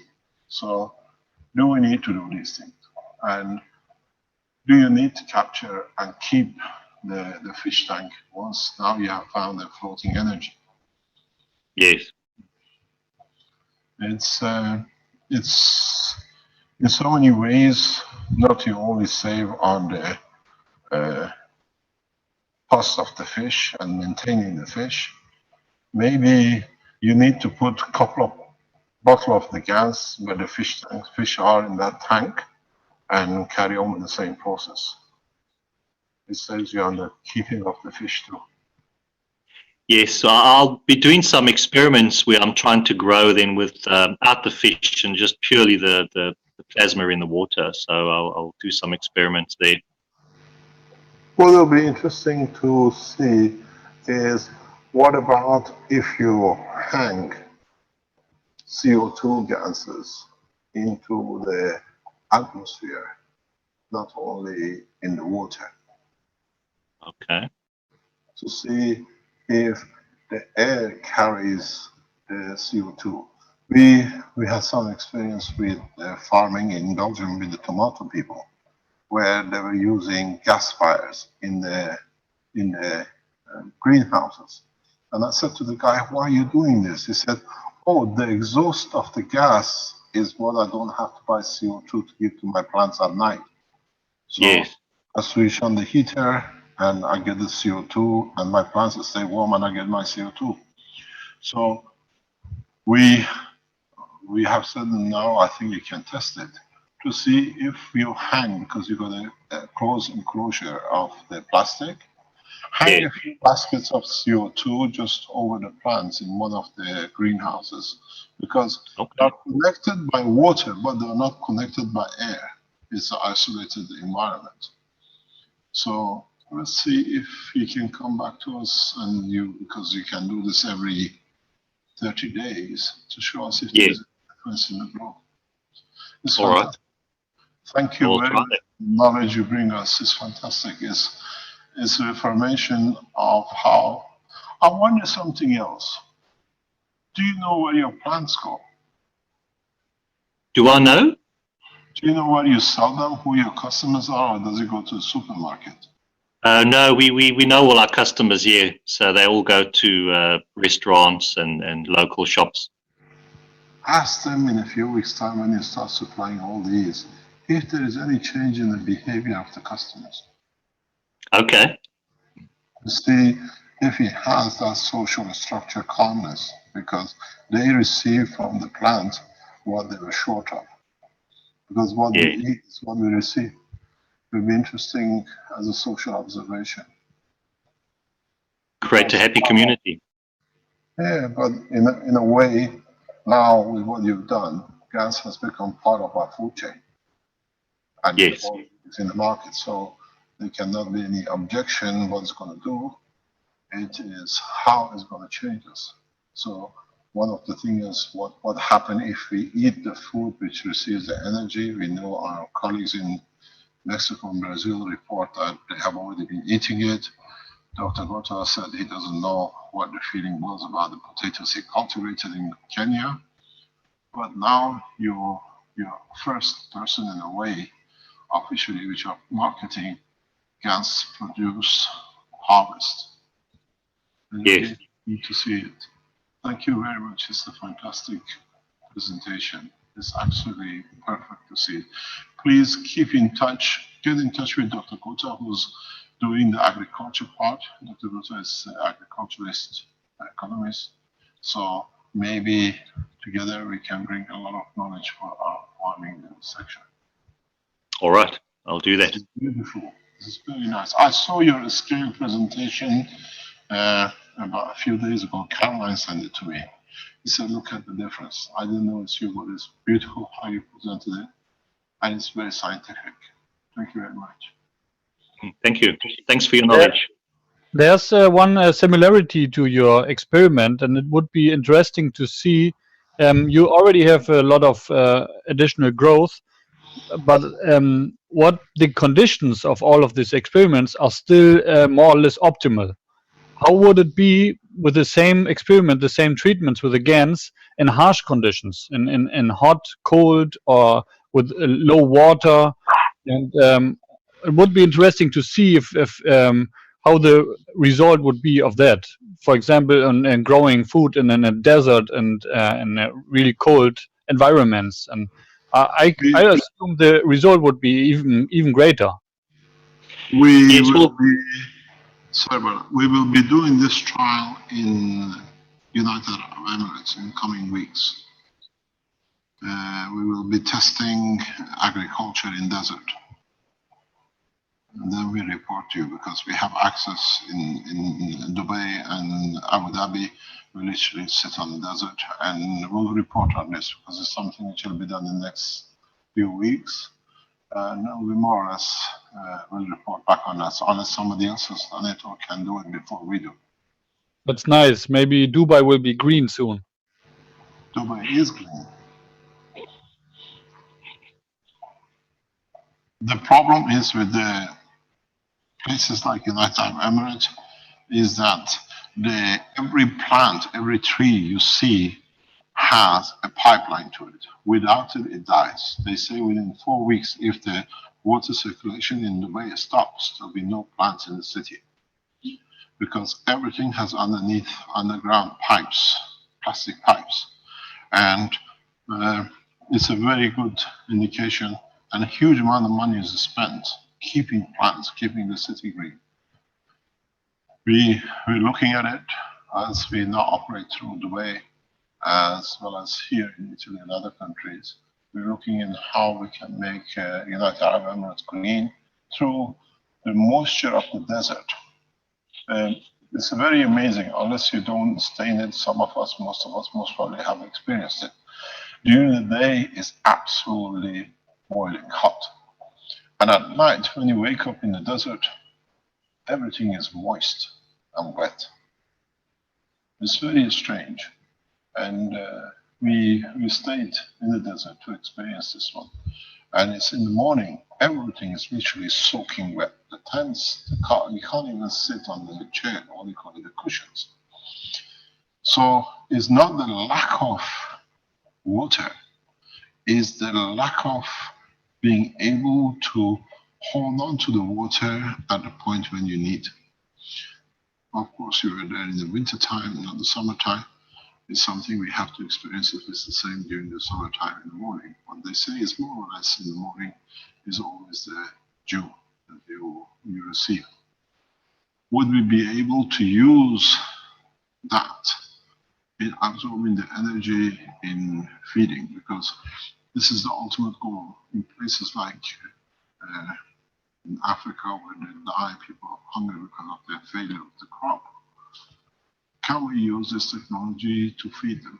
We do, we think we can, and in the coming time, in the next few weeks, all of you who are in agriculture and would like to expand the knowledge, we put you into the universities at the Sierra Leone universities, which used to be one of the most famous, reputable agricultural universities in Africa.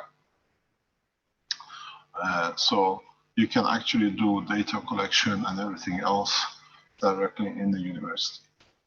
We have a good relationship with the university, and as you know, we did the Ebola and E. coli test in that university. And it's one of the most reputable. It's actually used to be the most advanced agricultural university in Africa. So we take this back in and we can check it, and collectively we can collect a lot of data. The way you presented this knowledge is absolutely perfect. It shows the technology is in the hand of safe people. And the way you present it is thousands of years of research in a few hours, but perfectly presented with full logical understanding. And I invite you to come back and teach us more, please.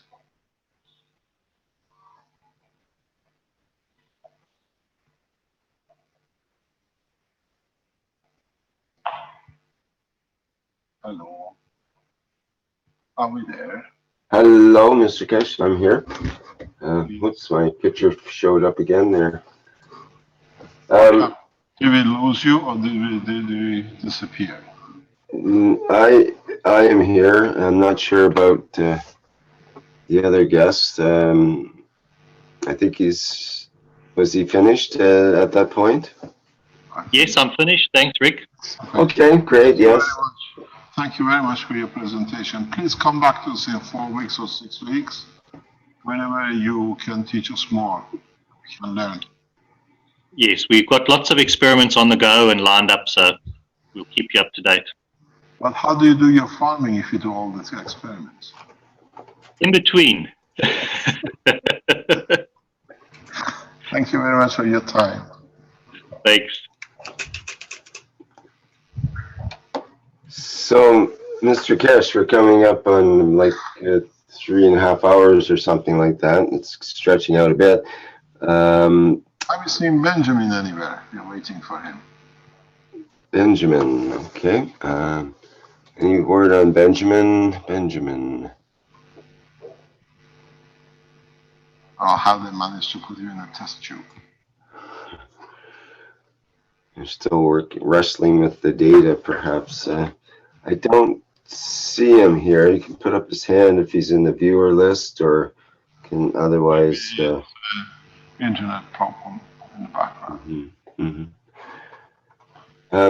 One thing I do have is a little presentation from Guy on his, I guess you call it a health pen, Guy? Yeah, actually, it's certainly a health pen, but the first one that I had was the Trinity pen, basically. Would you like to have a look at that, Mr. Kesh? Yes, can you share the screen with us? Yes, we'll start. We'll do the video on that. Where are we, Fabio? Here it is. So let me see. I can zero in on that a bit, actually, Guy. Oh, this is live. These people are real. Rick does exist. That's me. Hi. And that's Guy. Me and Guy. Okay. Just get the camera setting here, and I think I can zero in on that. There we go. Okay, so move it over a little bit, and or remove the camera just to Yeah, that's a little better. Okay, go ahead, Guy, and explain what you have here. Hi, Mr. Cash. This is my own little innovation, but I don't really know if I'm, doing the right thing or not. And of course, the best is to explain it and show where I was and what was the thinking here.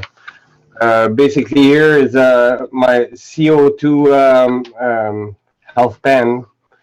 And what I got in there is 3 little jars or little glass jars that has little caps.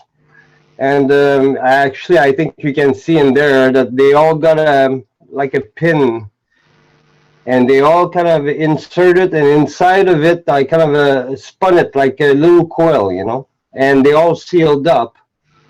And basically, they go all the way down to the center, to all the way to the bottom. So basically, what I got here, it's a double coiled, double series of coiled in this portion here, and those 3 pin that are directly linked to those little CO2 containers all the way down, and the whole thing are coated too with dry CO2 GANs. This version, and here I had a bit of. What is in the bottles? CO2. In Yes. the bottles in here. Yeah. Those are CO2. Okay, that's good. Those, and I had a bit of a different version where actually I was combining different GANs. And like I've been talking yesterday and receiving some feedbacks, maybe there's a certain layering that would be better. And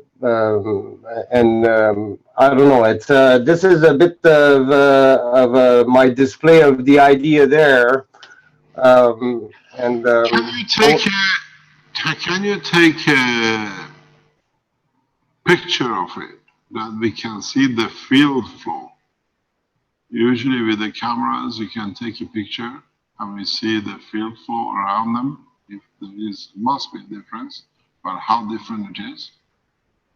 Are we talking some?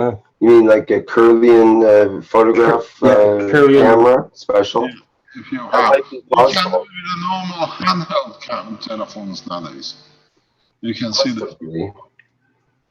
The other thing is some people, like the Qigong practitioners and so on, might be able to actually sense or see the fields from this. That we've got some feedback from that from others apparently, that we're able to see the fields out of different health pins. It's innovation. Now, one idea came up, like earlier we saw the graph of the different pain pens, and the effect of different types of coils and how they were hooked up and so on. And you mentioned that the more electrodes or the more points on the end, then it might make it more erratic, like the top graph that had a jiggly kind of line for the, or what was it, a pulsating, it was called, field coming out. And with this type of design, would that be involved? Okay, let me go. I mean, it's logical. You don't need to be, what do you call it, a philosopher to understand. Can I share the screen, please? Yes. If you look at it, it's very simple. Go for this, it's easy. Hey, what happened to me now? I dislocated myself. I got off the picture. Okay, I'm not closed out. I totally closed it. Okay, no problem. You can see it now.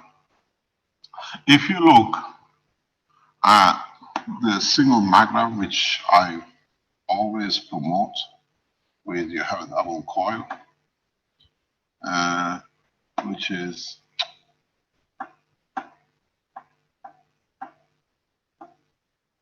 which you have a double coil, magnetical and gravitational. And what I always say, to have a center pin, what you create is controlled monofields. That means your fields go in a constant. When you start adding these multiple layers of coils, see what happens.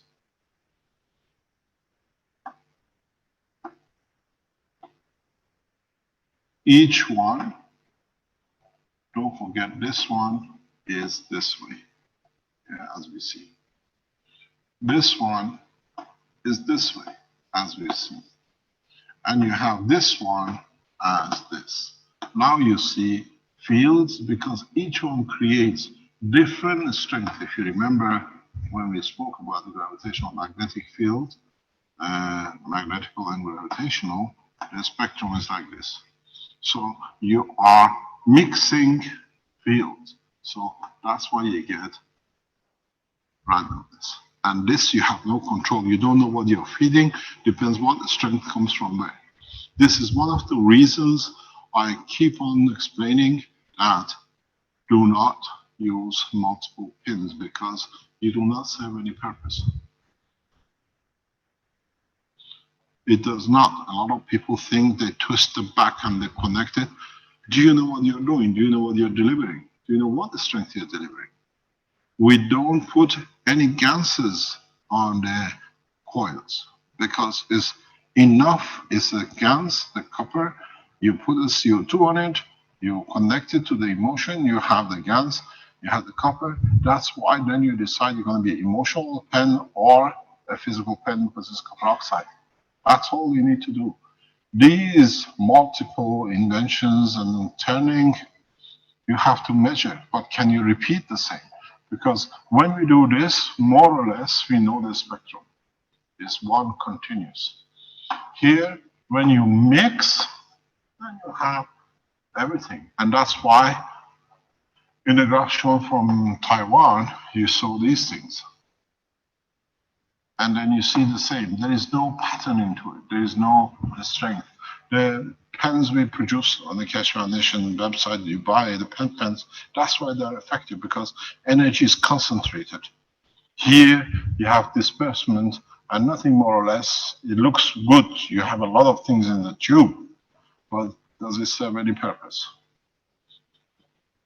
That's why we say don't use multi-pins, don't put one if the object is concentrated, is heavy, and it does its job.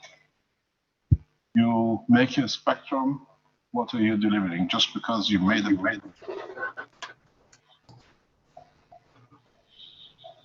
Try to, I've seen a lot of people looping back and looping the other way and looping this back into the loop. You're there to deliver a specific. We have to try. It's not that we don't have to. We have to try. We have to try a spectrum of knowledge. But what do you use it for, and does it serve any purpose? Or do we just deliver huge amounts of gravitational and magnetical and hoping to catch something back or feed something? It is very much like the paths we spoke. Do you want to add, to concentrate, or what I don't see is, okay, you use these three lines. Why don't you, in fact, okay, connect it to the center, that you deliver homogeneous but a powerful system? But let it to be delivered in one end. There's no use taking from gravitational and magnetical. If we can repeat this for, then make a specific pen for a specific conditions, it'll be fantastic. But we don't have the knowledge. We're just making